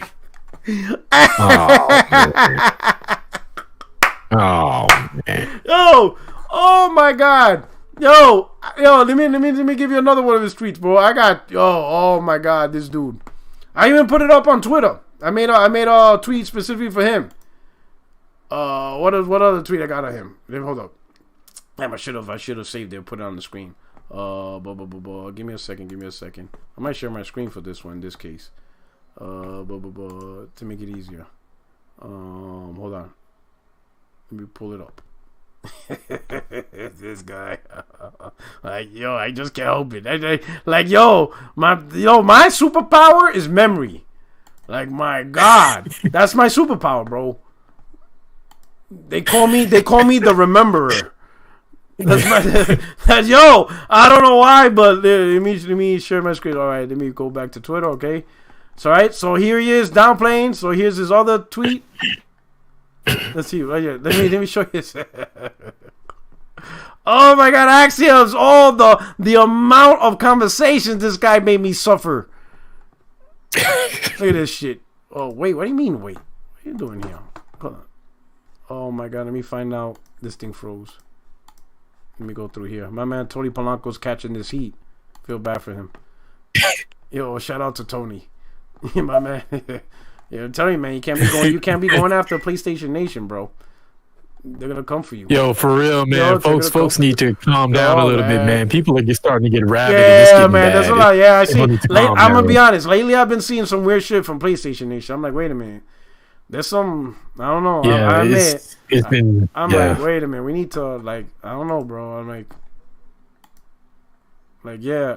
I mean, they're going after folks who are just making simple statements about you know what I mean? I'm just like, man, why y'all going after everybody, man? Yeah, like some comments. I mean, I didn't agree with Gene Park's statement, but to me, it wasn't that serious. Like, I didn't even like. Yeah, it's like not everybody's going to agree with everybody all the time. Like, I agree with stuff he says, and I don't agree with stuff he says, but I'm not going to go after him because I disagree with him. Yeah, but I was like, it's not even worth. Like, for me, I saw it like, it's not even worth commenting. Like, it just wasn't.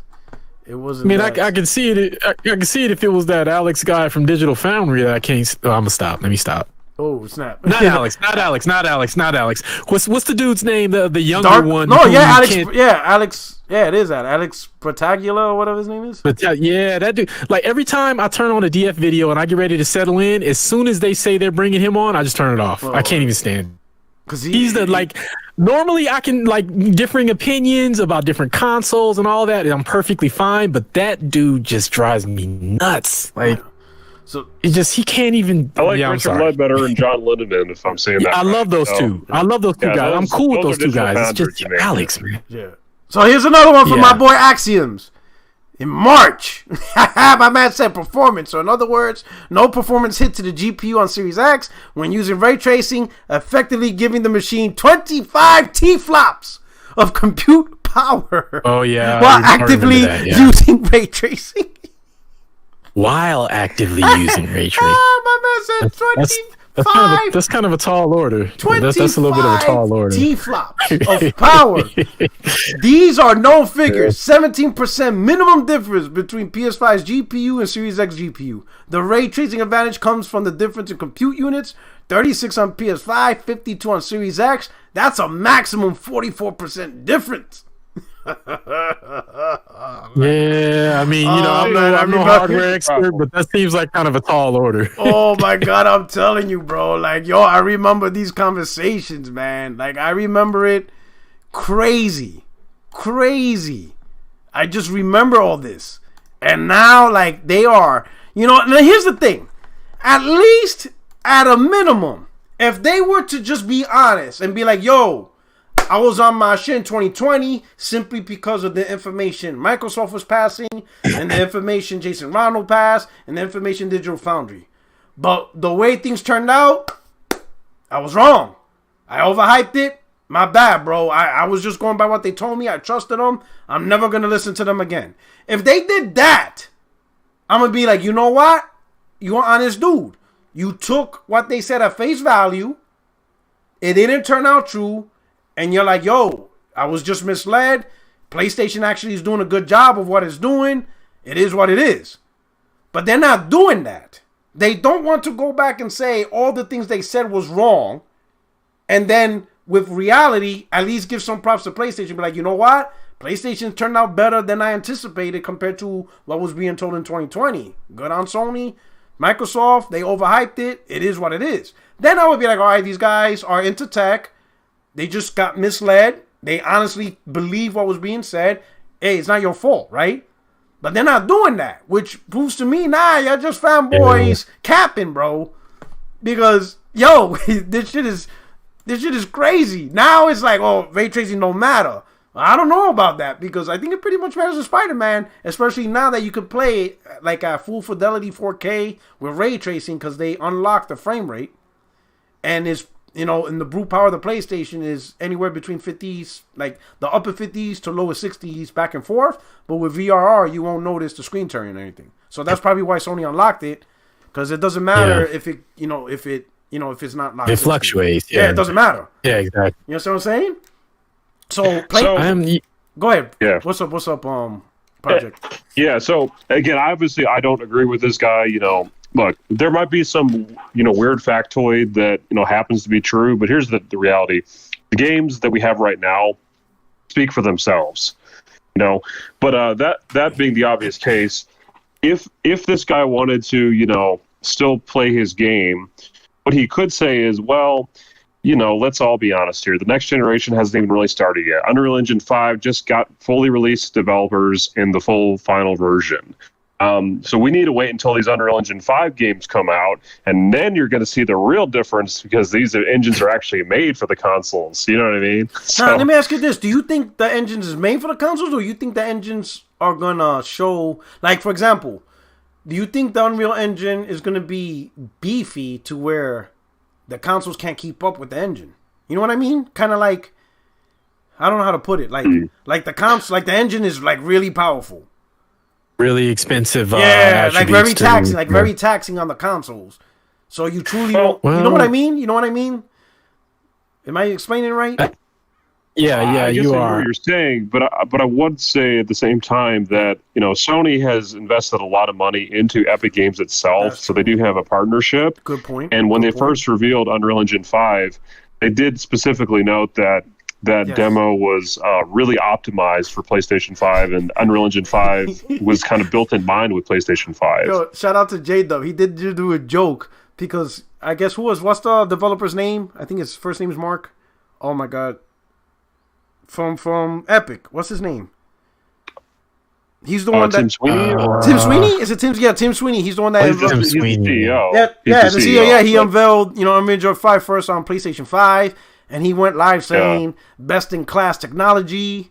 But then, like 2 days later... I think he even said it was better than PC. Yeah, better than PC. He said all this stuff. But then 2 days later, the news came out that Sony invested $200 million in Epic. So then J-Duck came out with a video... And he came out with a little video, and he made a tweet saying, when that 200 million hit different. And then you see Mark Sweeney, best in class, better than PC. So the joke was, because he got $200 million, he'll say anything. Well, okay, so... It was funny, though, because...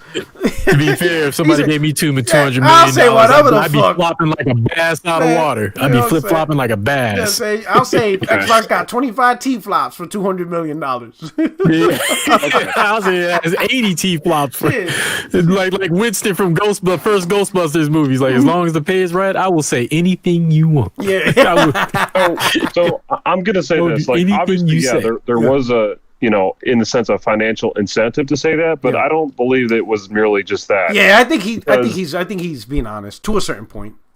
Yeah. I mean, here's the thing. I mean, we know PC, architecture is changing all the time. Every year it gets, improvements in CPUs and GPUs and whatnot. So, I mean, I don't know where, the PC market is today in relation to PS5, but at least in 2020, when that news was coming out, the PS5 SSD was more advanced than any PC SSD, for example. At that time, it's not only the SSD, it's the way the entire console is designed or essentially around the SSD. Yeah. And Sony's getting a lot more efficiency than basically any PC can, because you have to go through all these driver levels and, the way Windows operates. And it's fine for a PC because, it's a multi, application thing where, you can do gaming, you can do, Adobe, and, a zillion other different programs. But a console, that's designed primarily around games, it needs to be streamlined. Yeah.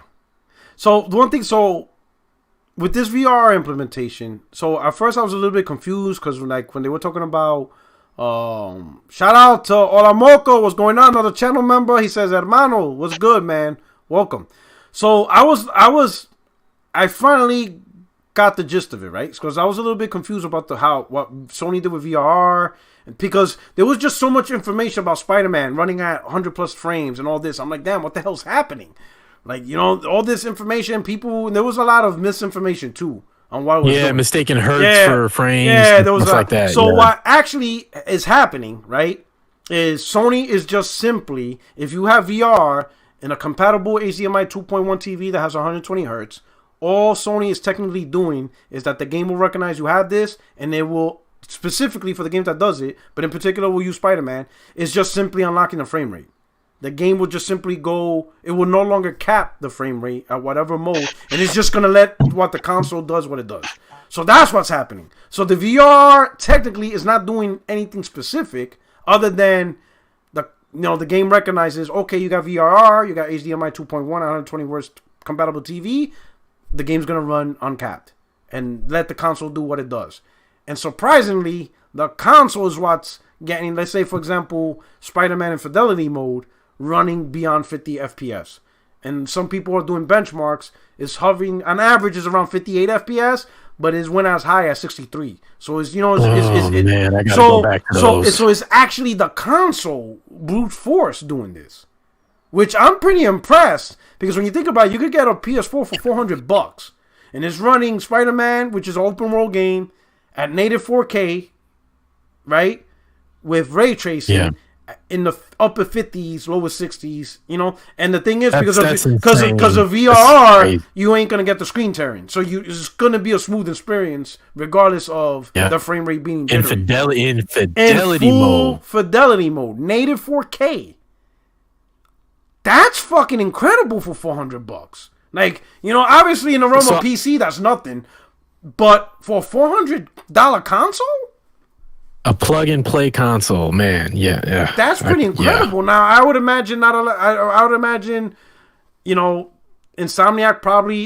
is like a cheat code. I swear to God, these guys are just they're just doing something every year. When you think about it, doing some sort every of year, Insomniac's name is out there for doing something every year. Not 2020, Miles Morales, ray tracing performance, cool. 2020 comes around, Ratchet and Clank, SSD.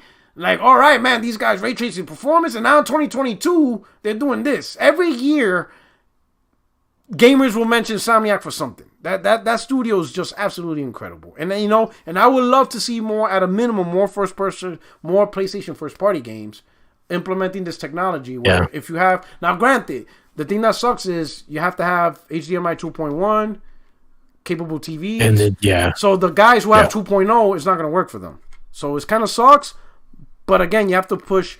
That's why when I did my research on the PlayStation 5 and the Xbox Series X, I purposely said I'm gonna make sure my TV is HDMI 2.1 compliant. I'm not gonna buy a TV that's HP 2.0, right?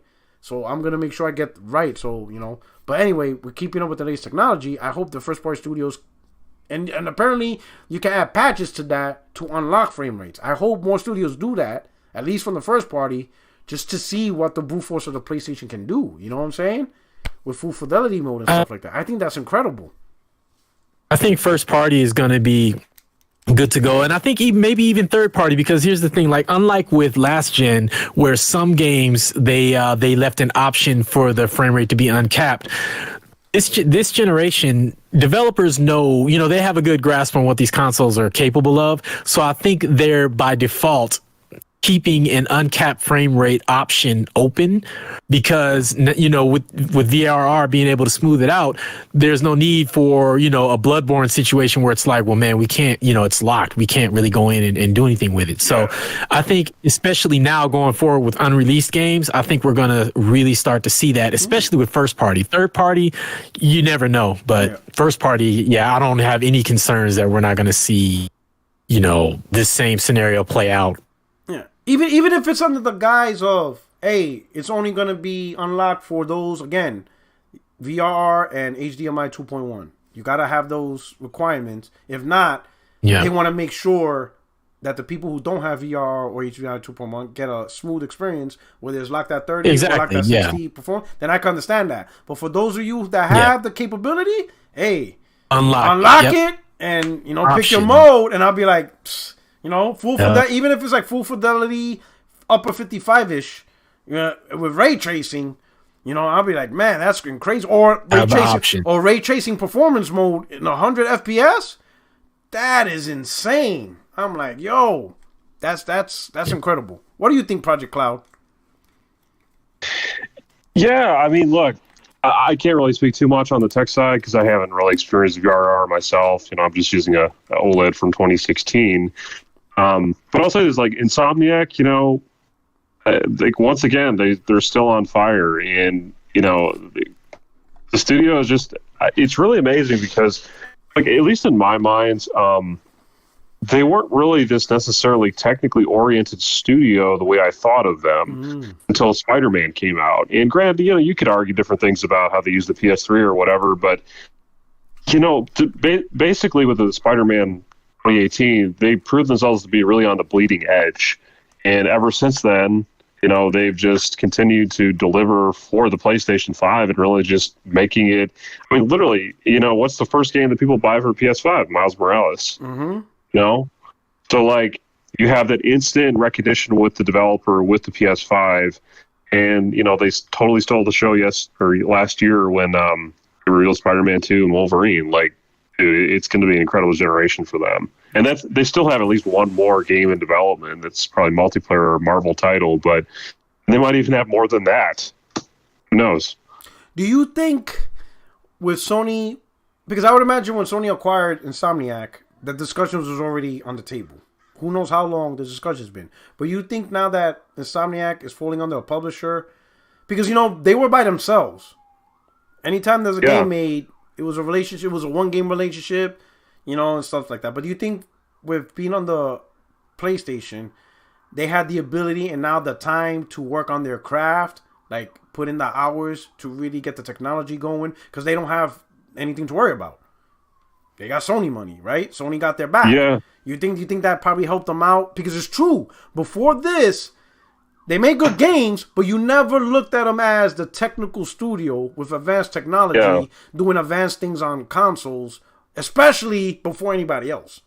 You didn't look at Insomniac as on the cusp of the best technology. Usually it would be Epic or Guerrilla. Other companies did that. They never were that studio. Naughty Dog. Naughty Dog, or even with EA when they had Frostbite engine, all that stuff. Crytek. They were the tech companies that were pushing consoles to the limits, right?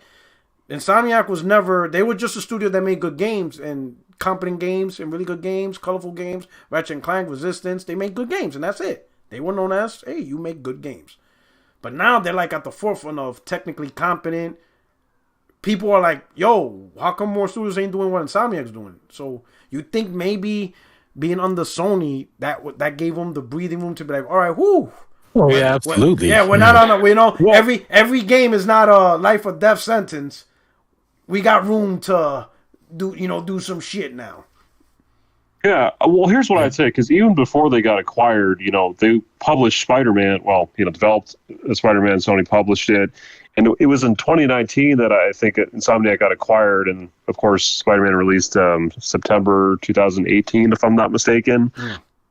So they were using plenty of Sony's money.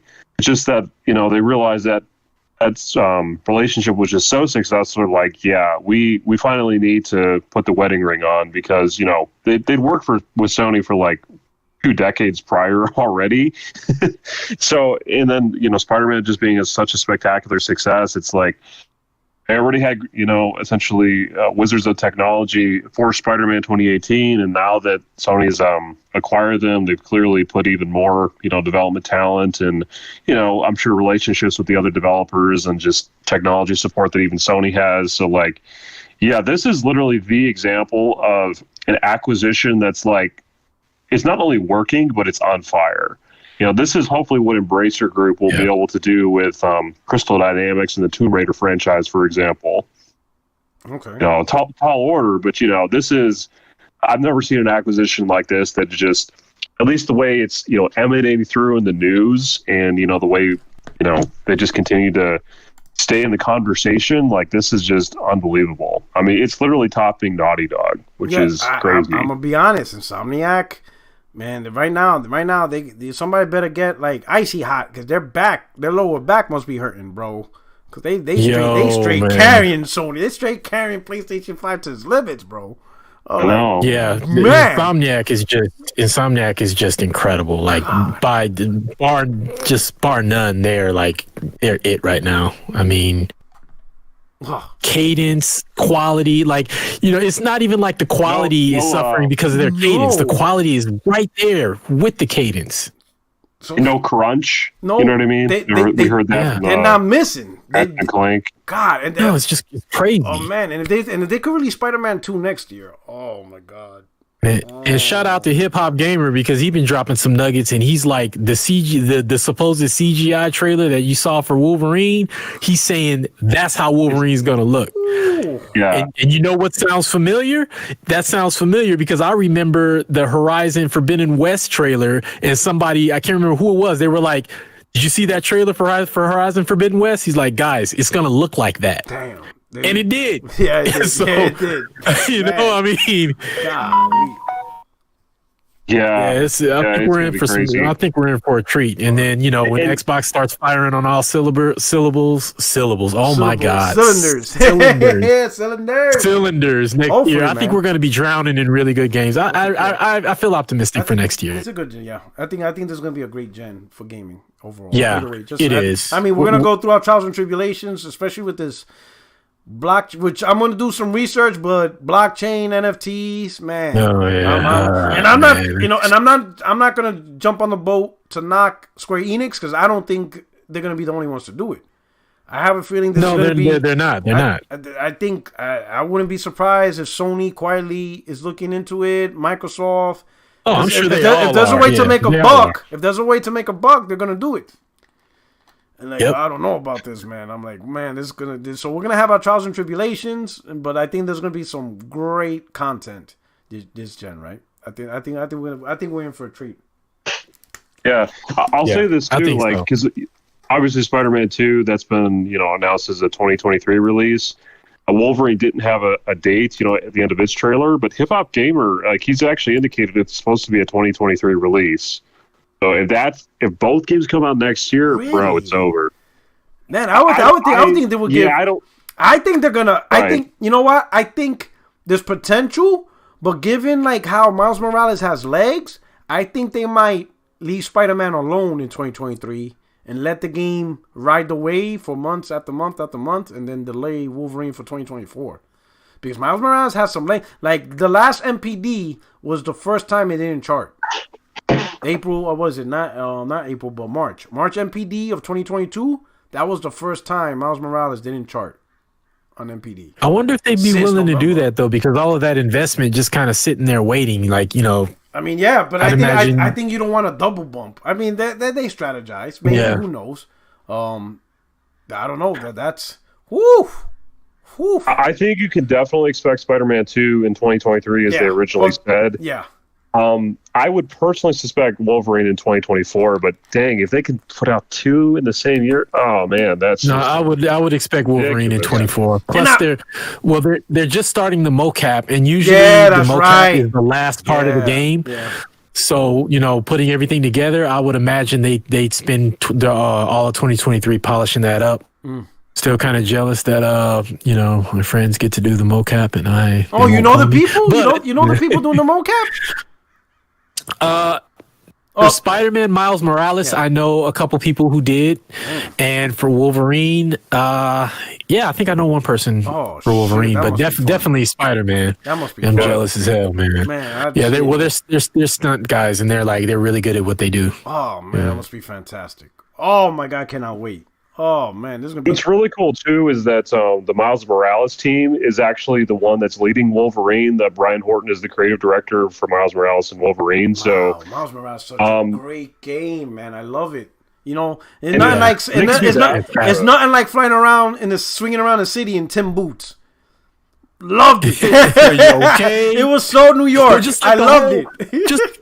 Dude, the whole vibe, the whole feel of it. Like I've only been to New York once in my life, but I could feel the soul in it. Yeah, you know what I mean? They kept the soul. The way all of the characters interacted, and then when they were having Christmas at their house, and that felt so familiar. The Spanish music in the background. I loved it. Oh, I loved it. Yeah, and then when he put on his Pops' music too, like it was just they blended that so perfectly. You could tell they put a lot of love into that, man, and he came through. Loved it. I loved it, man. I loved it. Like throughout the city, they had the Puerto Rican flags everywhere. Oh man, I was hyped. Oh, that was so awesome. It was fantastic. That was so awesome. I'm sorry. I'm swinging through the city in Tim boots. Oh man, loved it. Stomping bad guys out. Yo, oh my god, that was my favorite outfit.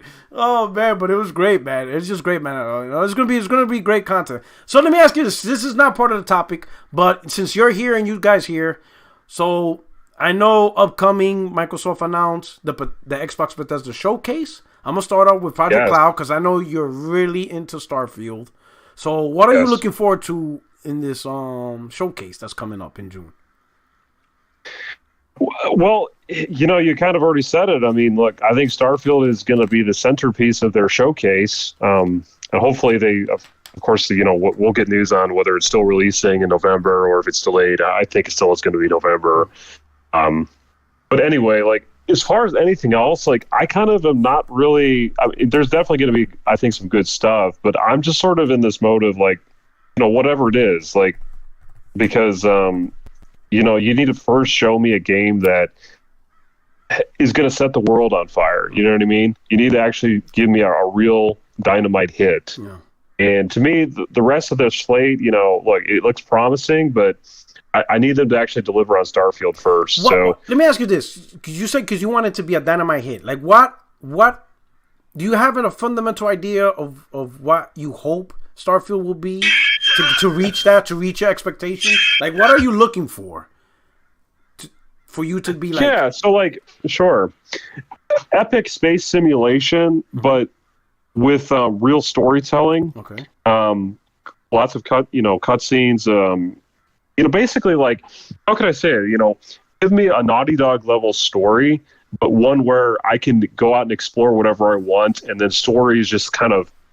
Well, there's the story of what I do, and there's also like the stories that come and present themselves to me. Mm-hmm. So like basically, if you can give me like Uncharted and like, let's just say 200 galaxies or shit. whatever it is, you know what I mean? Yo, this is Starfield, not Star Trek. Like, yeah.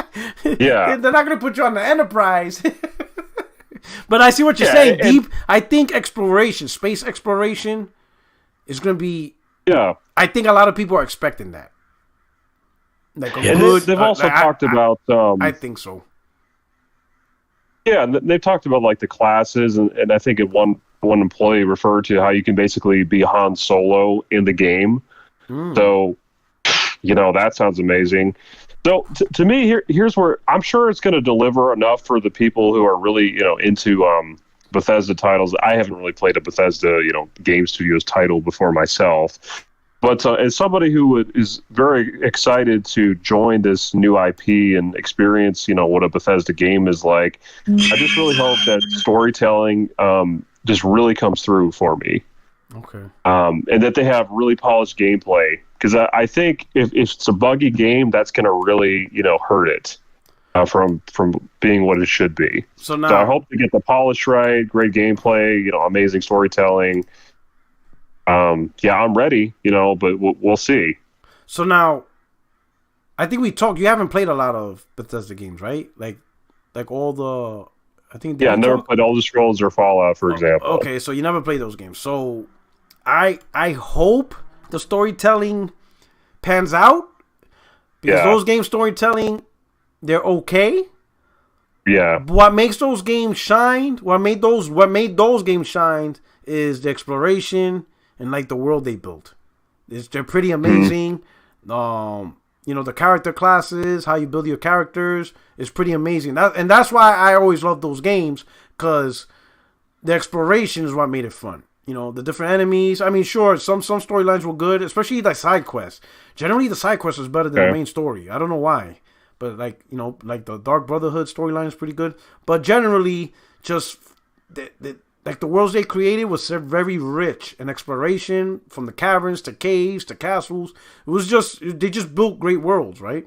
And that's why I enjoyed it, because I enjoyed just exploring the world, opening up new places, discovering new stuff. So when I look at Starfield, I'm hoping they hit that right. being able to just go to another planet and just discover shit, right? I think that's going to be fun. So storytelling, I hope they improve their storytelling. Because the storytelling you're expecting from their past games, they don't have it.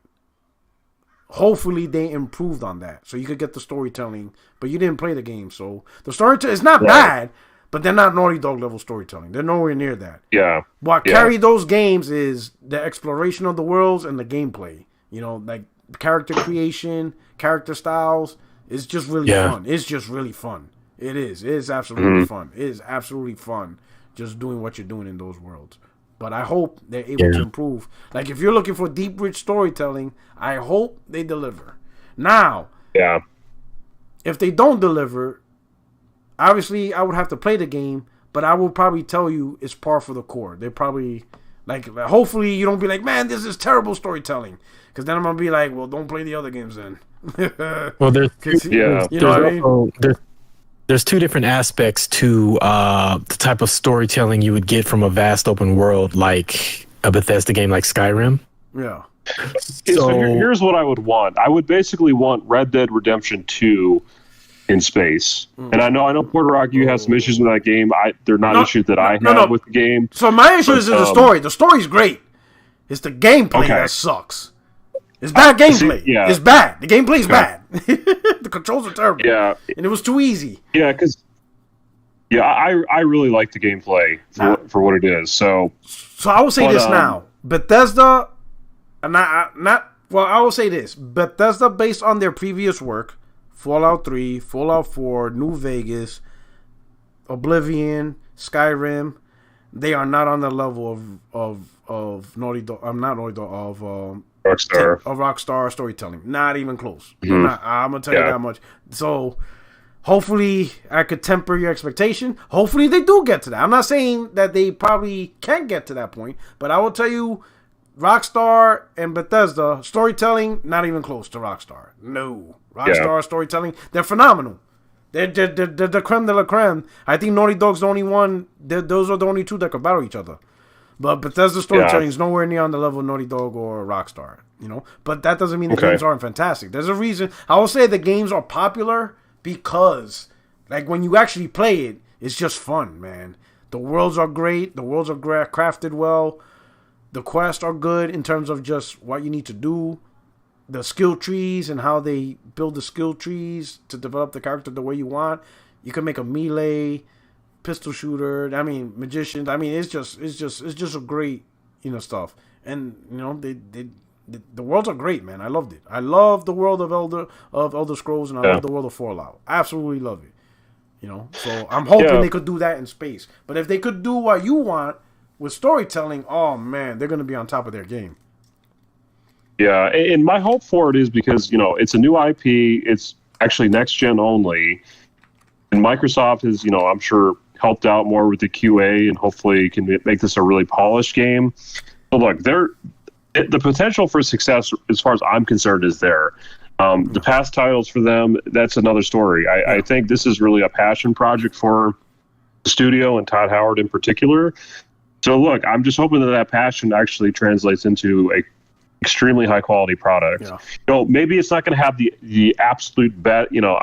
Even from the trailer they released, last year, it doesn't necessarily have the absolute best example of next generation graphics. But you know what? It still looks quite good. It looks within the vicinity of next generation. Sure, it's not Unreal Engine 5, but look, it definitely shows the next generation upgrade. And they do have some nice photogrammetry techniques that they're putting in, so you're gonna get some really nice stuff scanned into the game. CB3, he said, thank you for the super chat. He said the writer who wrote Spec Ops: The Line is the lead writer for Wolverine. Y'all know how dark and crazy the story for Spec Ops was. I'm hyped. I never got to play Spec Ops: The Line, but everybody's telling me that story is crazy dark. So now I'm like, you know what? That's one of those games that I'm interested because a lot of people telling me Spec Ops: The Line, the story is crazy. Damn. So I gotta check that out. Thank you for the super chat. And Hatsuma, he said, thank you for the super chat. He said, Spider 2 for 2023 makes sense because of Spider-Verse 2. Oh yeah, that's right. The sequel's coming out next year. So that could be maybe a link. Oh man. So he says the Creation Engine 2 is what's going to be running Starfield. Yes, it is. Yes. Yeah. So hopefully it's optimized, because there's a reason why Bethesda is nicknamed Bugthesda. Yeah. But even with, like I say, even with the bugs, I still enjoyed the game. Like, I had no issues going through the bugs. Sometimes you had to restart the machine, whatever. Save every 5 minutes. I'm telling you, save every 5 minutes. Don't go 2 hours without saving, bro. Because, at least with the old games. Hopefully, it's a more better build. And hopefully Creation Engine 2 doesn't have, the historic bugs that Bethesda's known for. Hopefully it's a better engine and stuff like that. But I also think that the Creation Engine far exceeded what the PlayStation 4 and the Xbox One could do. Yeah. I think those consoles launched pretty weak. So hopefully it's better. So hopefully things will be better. I don't foresee Bethesda having issues, because if they still have issues, I'm gonna be like, God damn, what do you need? Because I think these consoles are really powerful, and they could temper this stuff. You know what I mean? What do you think, Ramon? Well, I agree. Pretty much everything you said, I agree. For me personally, I'm gonna give it at least a week or two, and see what people are saying about it. Don't play it day one. Is it crashing consoles? Yeah, is it crashing consoles? What are the glitches? What are the bugs? Wait and see what people are saying. You're gonna wait for the Iron Lords podcast. You're gonna wait for the Iron Lords podcast, and my man David be like, "Yo, that shit shut my Xbox X down. I can't. That shit don't turn on." I'll be like, "Oh shit!" Nah, I got shout out to King David and stuff like that. But I know what you mean. Like, you're gonna be like, "Yeah, I'm gonna let people beta test this game first." Yeah, I'm gonna step back. I'm gonna step back for a minute and kind of wait. See, and if everything, like glitches and bugs, those are gonna happen, because games are so complex to make right now. Like, people who get angry about like minor bugs and glitches and pop-ins and stuff. It's like, you gotta allow for that, man. They're literally creating entire interactive worlds for us to play in. This stuff is gonna happen. It's not like the NES days, and right? You know what's crazy? But what's crazy about as long that, as it's not game breaking. Great point, because you could be playing for 3-4 hours and you run into your first bug. They will purposely record it and pretend that's all they've been experiencing. Yep. Like, man, stop it, bro. Like every 5 minutes they're going through this. Like, man, after like 10 hours of gameplay, you go through one bug and now it's the end of the world for you. Like, nah, man. Exactly. Like, I mean, like some of those bugs are kind of hilarious. Like, I remember I was playing Skyrim, and then I fast traveled, and I was on my horse, and it dropped me and my horse on the roof of a house. You know what I mean?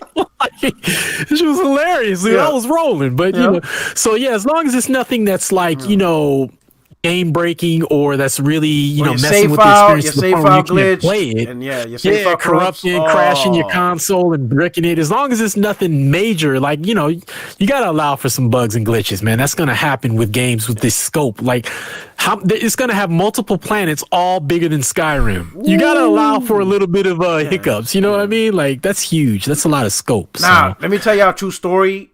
So, me putting in $200 of Fallout 3, the save file corrupted. I had to play that game, and I bought the DLC, right? So I just beat the game. I was ready to play the DLCs, but the save file corrupted. I was like, fuck. But you know what? I replayed the game, put another 200 hours in, and I loved every minute of it. That's how much I enjoyed those games. Skyrim is amazing. Yeah, and that was Fallout 3. I love Fallout 3, and I love Fallout 3. Yeah, I love that was Fallout 3, and love Fallout 4, New Vegas, Skyrim, loved it. And then also Elder Scrolls. I beat all the expansion packs. It's fucking great. It's a great franchise. So looking to see Starfield and see how that turns out. I'll go ahead. Sorry. No, go ahead. Yeah. For me, like a good example of maybe a model that I'd like to see Starfield have some relation to would be actually Star Wars Jedi Fallen Order. If you can give me kind of storytelling like that, but instead of it being, it's technically not a linear game, but it has semblance of a linear game. So if you can somehow give me that, but I can also kind of at will go to any other planet that I want and experience great storytelling and interactions with characters or in environments, like that's what I'd like to see. So you're gonna get you're gonna get a main storyline, right? You're gonna get a main storyline, right? So obviously the main storyline is gonna give you a little path, but there's so many side quests and things to explore that's where the open world things that's gonna happen, right? You're gonna get major plot points with. I'm gonna say, well, I'm going off of the previous games, right? Fallout and Elder Scrolls, they both had the same thing. You had a main storyline, but within that storyline, you have major plot points, factions that could change the outcome of the story, because you'll have multiple different endings, and it depends on what you do on a side quest. Does that make sense? So like as you're going through this linear quest, it's gonna say, hey, you could do something with this group or do something with that group, and then depending on what you do, it could change the outcome of the story. Depending who you meet, could change the outcome of the story. They usually have multiple endings depending on who you're companion with, what you do in one settlement. So that's what makes it great, because it's just a big open world. So while it has like a storyline, there's just so much to the open world that could give you a different outcome to the ending, which is fantastic. So you'll get kind of that storyline, but just the discovery and all the decisions and all the things you could do is just phenomenal. It's just great. I'm looking for it. I'm hoping the best for it. Yeah, I just hope the RPG mechanics don't feel like too overwhelming. Because you know what I mean? If they're looking to get like a new audience into it, they do have to make it a bit more accessible. So I hope there's, in the way that Jedi Fallen Order had there's a way you can play it more, not talking about easy mode, but you know what I mean? You can just sort of play the game and not have to worry about the customization or the powers that you have. Oh no, not in this game. If they go by Elder Scrolls and Fallout, you're gonna have customizations out the ass. You're gonna have your main attributes. Usually they talk about intelligence, strength, like basic like 6 main attributes, and then those 6 main attributes feed into skill sets. Now the skill sets, they'll have like melee build, sword, like a fist build, weapons build, engineer build, intelligence, it's just crazy. Like just research it, look at a video, and you'll see both of them follow that same template where you could just expand and create the type of character that you want.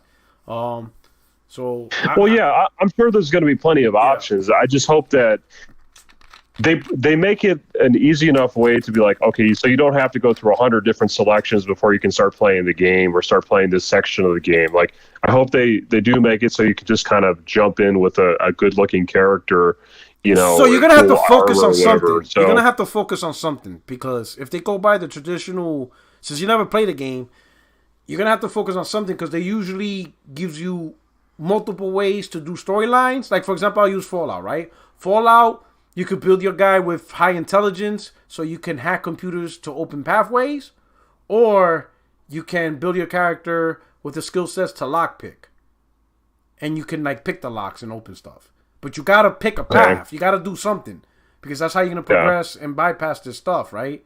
You can build a character that's more sneaky related and sneak your way past enemies and have high outputs and kills, or you could build a wizard, but you're gonna have to like do something and focus on it, or you could just do every single mission and create God mode, because that's what I normally do. I just play the game and create a god. But you know what I'm saying? But you're gonna have to do something, because certain things are, because they're gonna implement things like, well, at least I say if it was Fallout, because I use Fallout because it might be the closest, because Elder Scrolls is more fantasy, but Fallout, you had like computers to hack or locks to pick, things like that. You know what I'm saying? Mm-hmm. So those skill sets are going to be important. Even the conversations, intelligence, like the better your intelligence, the more dialogue will open up. There's also skill sets to where you can convince like females to open up or do what you want. I mean, there's just a whole bunch of crazy capabilities and skills that you can have. Yeah. So, but it's fun though. But it's not hard. It's really not hard. Mm-hmm. It's not really hard to get into. It may seem overwhelming, The most overwhelming part is you might want to try to do it all because it's just a lot of skill sets are just so fun, right? That might be the hardest part, but it's not hard. But you can get it. You'll instantly understand what they're trying to do. You just have to dedicate and try to be a master in those skill sets. Mm-hmm. So Evil formerly S is saying Starfield sounding too big to be Game Pass day one. Here's the thing, though. It's going to be Game Pass day one. Yeah. Yeah, why wouldn't it be? The model that Microsoft has is that it doesn't matter about the size of the game. It's going to Game Pass. Like, it's simply an arbitrary business decision to put a big game on there. So there's nothing that Game Pass, as far as I'm concerned, is hindering this title. No. It's just simply Microsoft's business model of, hey, we want to have subscribers, and we're going to put compelling content on there. Yeah, the decision is done. Matter. All the games are going to Game Pass. I think the best way to look at it is Game Pass is the console. Game Pass is everything else is just a device. Game Pass is the focus. Exactly. Everything else is the device. It's a vehicle. It's PC is a vehicle. So it's no longer, Sony and Nintendo still have that, the console is the vehicle. Microsoft opted Game Pass is the vehicle. It's just now trying to get as much devices to support this vehicle now. Whether it's phones. Like, for example, if Microsoft was able to put Game Pass on PlayStation, I guarantee they would. I guarantee if Sony allowed it, without a doubt. They even asked. they would do it today. They would put Game Pass on PlayStation today, and all those games would be day one on the PlayStation. They would not care if Sony allowed it. I honestly wonder if they were able to get Game Pass on every platform possible, would they even still do consoles at that point? I think the answer is yes. I would say yes. You think so? I would say yes, but they might do the Surface approach. And what I mean by that is, so Surface is, is their tablet, laptop, hybrid, whatever, right? Obviously, it runs Windows. But the reason why they still make that in particular is because they make money off it. Day one, right? They make a lot of money and people enjoy it. I could see Microsoft saying, you know what? PlayStation's out there, Nintendo's out there, PC's out there. We're going to now focus on Xbox, but it's going to be like a upper high-end Xbox. That might cost be $800, $900. They make money off it. If you want it, you want it. If you don't. If it's too expensive and you want to play on PlayStation, play on PlayStation. If it's too expensive and you want to play Nintendo, play on Nintendo. But if you want to play on Xbox, we're giving you the premium upper tier experience similar to what Surface Tablets is. And I think some people will do it. Even though it may not sell 100 million, but that's fine. Because that's not really the main point. The main point is Game Pass subscriptions, and they're getting it across all these devices. That's what they really want. So I could see them might do that. If they could, if somehow they were able to get PlayStation and Nintendo on board, they have nothing to worry about. They have nothing to worry about. They could pretty much do what they want in terms of hardware. And I think they might do that. Because that, believe it or not, premium, the Surface tablet sells a lot. And that thing's like $2,000, $200. This is pretty expensive. It is. Like, and look at iPhones. iPhones are like $1,500. If I think Microsoft could catch a crowd for the highest end premium console, but only if they had PlayStation, Nintendo in their pocket. Yeah. That it would be a safe move for them to do that. Yeah, I mean, I'd also say that Microsoft realizes that their image looks a lot better in the gaming industry if they continue to make consoles. Mm-hmm. So there's also just that intangible perception that if they were to all of a sudden give that up, gamers would, I think, lose a lot of confidence that they even, again, there's a lot of people that don't have the confidence in Microsoft already, but if they were to abandon consoles altogether, that's really going to look bad. So they will continue to make them. Yeah, that's true. But when they make them... No, I'm sorry for interrupting. Go ahead. Yeah, and I also say Microsoft used consoles as an avenue to get people to get into Game Pass. Yeah. So, there's no point in eliminating, the best means of... Because basically, here's how it is now. I mean, there's not a lot of people that are only going to use that cloud subscription service aspect, where you're only playing on a mobile phone, for example. Like, if you have Game Pass, you probably have an Xbox. And so there's no point in getting rid of your customer base. Yeah. So I think the main thing would be, if, let's say, Microsoft was able to finally get the world that they want, where Game Pass is everywhere, And Game Pass is day one on PlayStation now. It's on Nintendo. So you have consoles already. I think people will ask, then why do I need to get an Xbox? Because in reality, let's say if you get a Nintendo, right? A person could say, I get the Microsoft games, plus I get Nintendo games. So why should I get an Xbox? Same thing with PlayStation. I get PlayStation first party games, and I got Game Pass. So why do I need an Xbox console? Xbox will have to find a new way to make their console. It would depend. I think it would depend on. I'm sorry, I didn't mean to cut you off. Yeah. But you see what I'm saying? Like Xbox needs a new hook. It can't just be, well, it's an affordable console. Well, so the size. Yeah, I'd be like, yeah, the it's size affordable. of their loyal fan base. Yeah, so it'd be like, what's the new hook on the Xbox console? Because Nintendo's a console, PlayStation's a console. We can play Game Pass there. Why should I buy a thing? And I think the high end. I think that's probably. I mean, there could be other ideas. I don't know what other ideas, but I think like, hey, sure you could play on PlayStation, sure you could play on Nintendo, but Xbox, we're gonna go with the ultra high end crowd, which is probably a niche crowd, right? But that's the crowd we're gonna go for. If you don't like it, play on PlayStation because they're not gonna care if you don't buy the console, because they ultimately get what they want, which is Game Pass. As long as you subscribe to Game Pass, that's ultimately all they give a damn about. Everything else is irrelevant to them. Just get on Game Pass how you want it, But I think Microsoft will have to figure out, if we're going to still make consoles, even though you could get Game Pass everywhere, they're going to have to do something unique for that console to separate itself in some way. And right now, I know it's a quick conversation, but the only thing I could think of is being more high-end over your competitors. Or not even competitors, but just more high-end, PlayStation releases a $500 console, but you release a $900 console where you can actually get 25 T-flops. I'd say more. I'd say the better way to do it is probably like $700 instead of $900. But but you know what I mean. Like you actually high-end console. So now, so if you decide to be like, hey, why would you get an Xbox and not a PlayStation? Well, because Xbox is the premium. Like, yo, you see the tech in this sucker? This shit is crazy.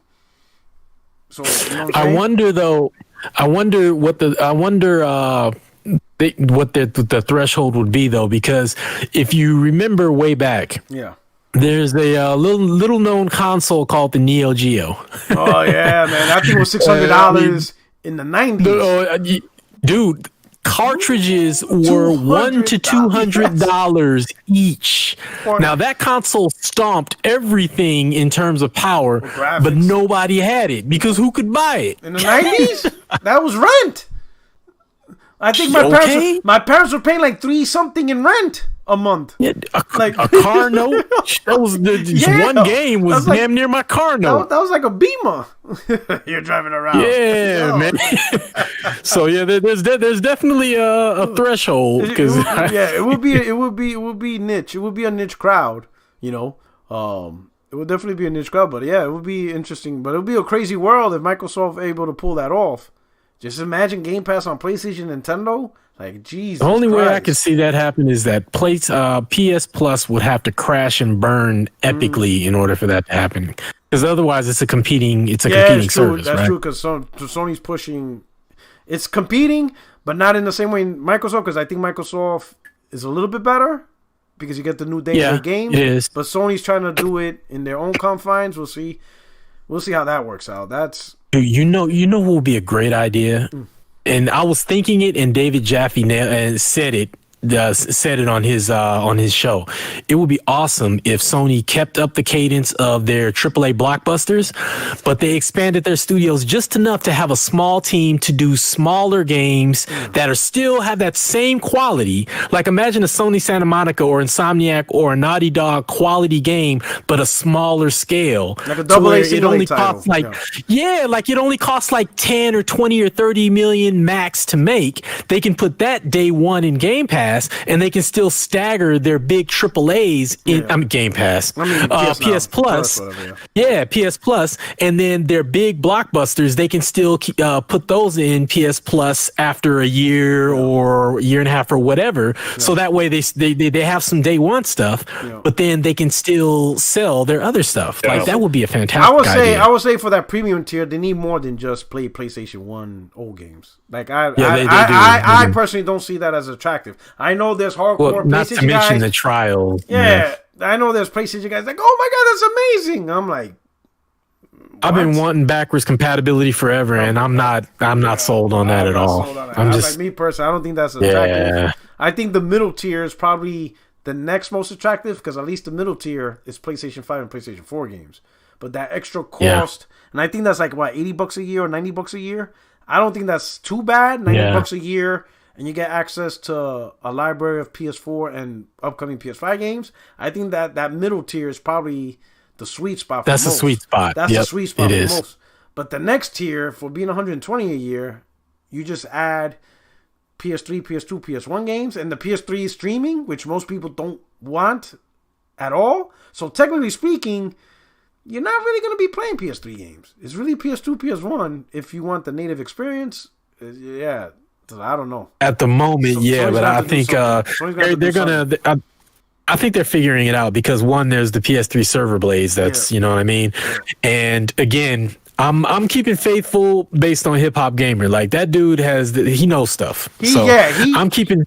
I give him props. I'm staying faithful. He was calling this out. He you know. So at Sony, I can't see Sony not trying to push native PS3 game because no one really cares about streaming. It's not that popular. It's just not. It hasn't caught on. People are not interested. They want the native consoles. They want these. Not only do they want native, not only do we want native gaming, but we want to see if these new consoles can apply better frame rates, HDR. That would be tracing, awesome. Things like that.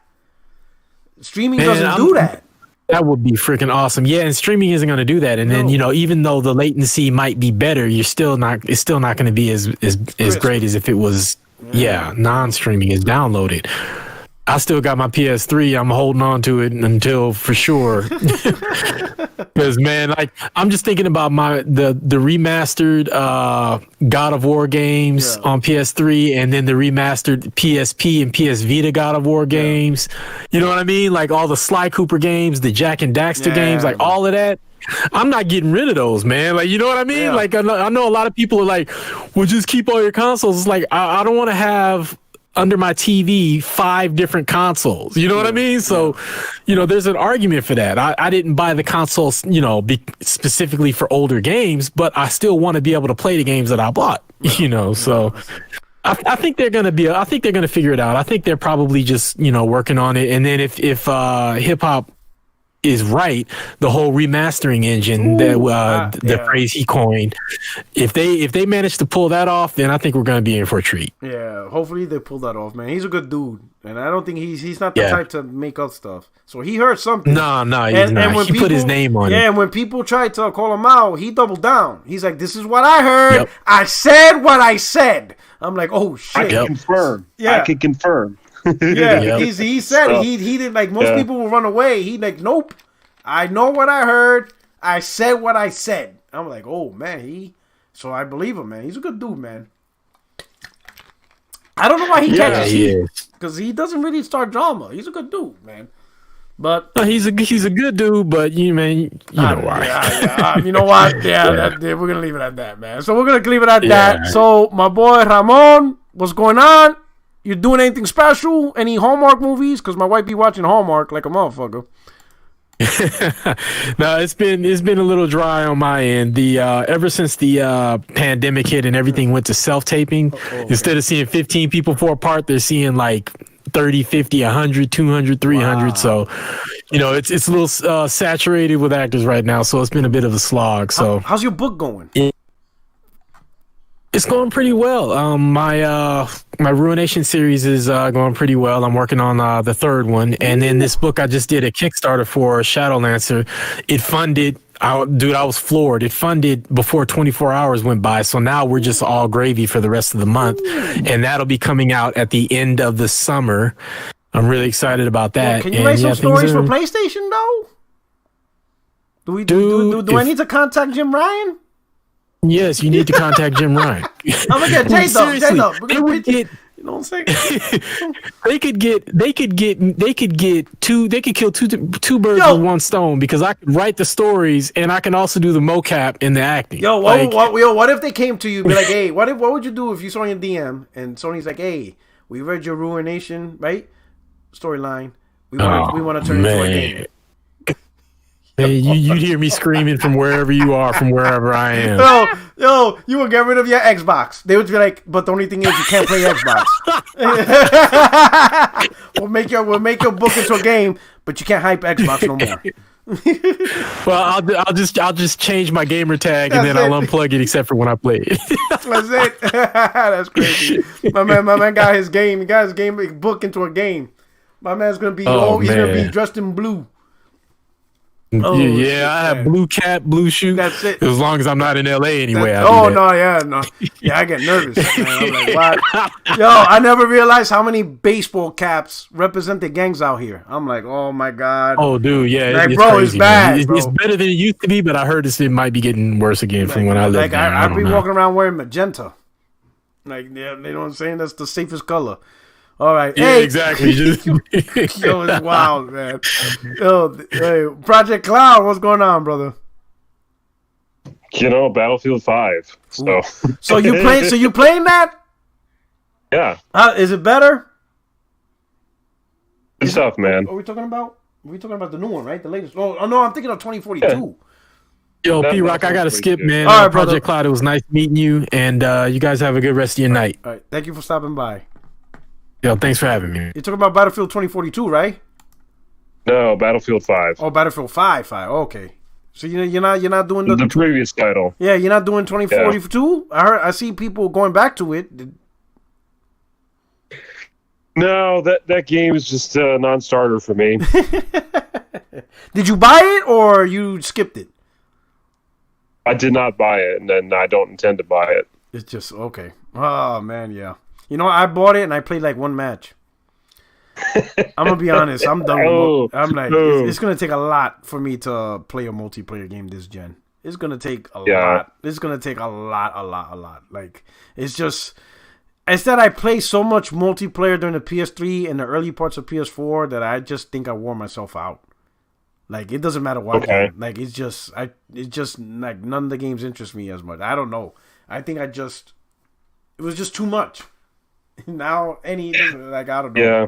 Like, that's why I'm like nervous with this whole 10 live service games, because I'm like, man, that's a lot of games I won't be playing.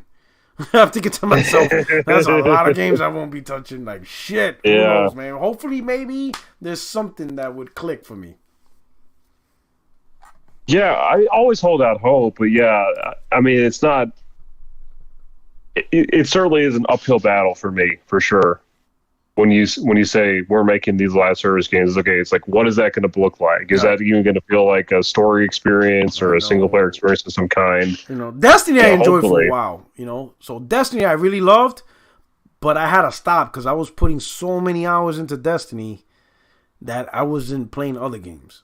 So I was missing out. Mm-hmm. So in between Destiny, a bit of Destiny 2, and Elder Scrolls Online, oh my god, like, bro. It was a lot of hours. And I'm like, no, what am I doing? Like, I got to stop and enjoy all these other games. I had to stop. Yeah. You know what I'm saying? But anyway. And go ahead. Yeah, go ahead. Sorry. No, finish up. Oh, sure. Yeah. I mean, earlier, there was a suggestion about, making smaller games. And, I think as long as you can have great production values with those smaller games, and smaller probably more in length as opposed to necessarily what you do in the game. Yeah. That sounds great. Like, give me more, 4 to 10 hour games. Like, I need that. That's not bad. Like, indie games have been very popular, So imagine a bigger production indie game that's 4 to 10 hours. I think, at a cheap price. Yeah, like, give me stuff like we got in the PS2 era. Yeah. Like, we had games left and right from all kinds of places, and new stuff coming out every week. It's possible, and at a good price. Yeah, and I think at a good price, $30 or cheaper, or day one on a subscription service, I think people will accept that. It's when you get into the $60, $70 title, that's where they want these big hour 10-year games and stuff like that. But anyway, great conversation. Hey, everybody, I know it's about that time. It's already 8:30 over here. It's whatever time it is over there for Project. But hey, thank you guys for stopping by. I hope you enjoyed the show. I hope you enjoyed the topics. On your way out, hit the like button. This is your only friend, these YouTube streets, Puerto77. Project Cloud. Obviously, my boy Craig Harris is enjoying Doctor Strange right now. Ramon stopped by. Glad he's always welcome. You guys take care. And I'll see you guys next week. I'll probably push out some other type of content later on this week, right? Anyway, you guys take care. Peace.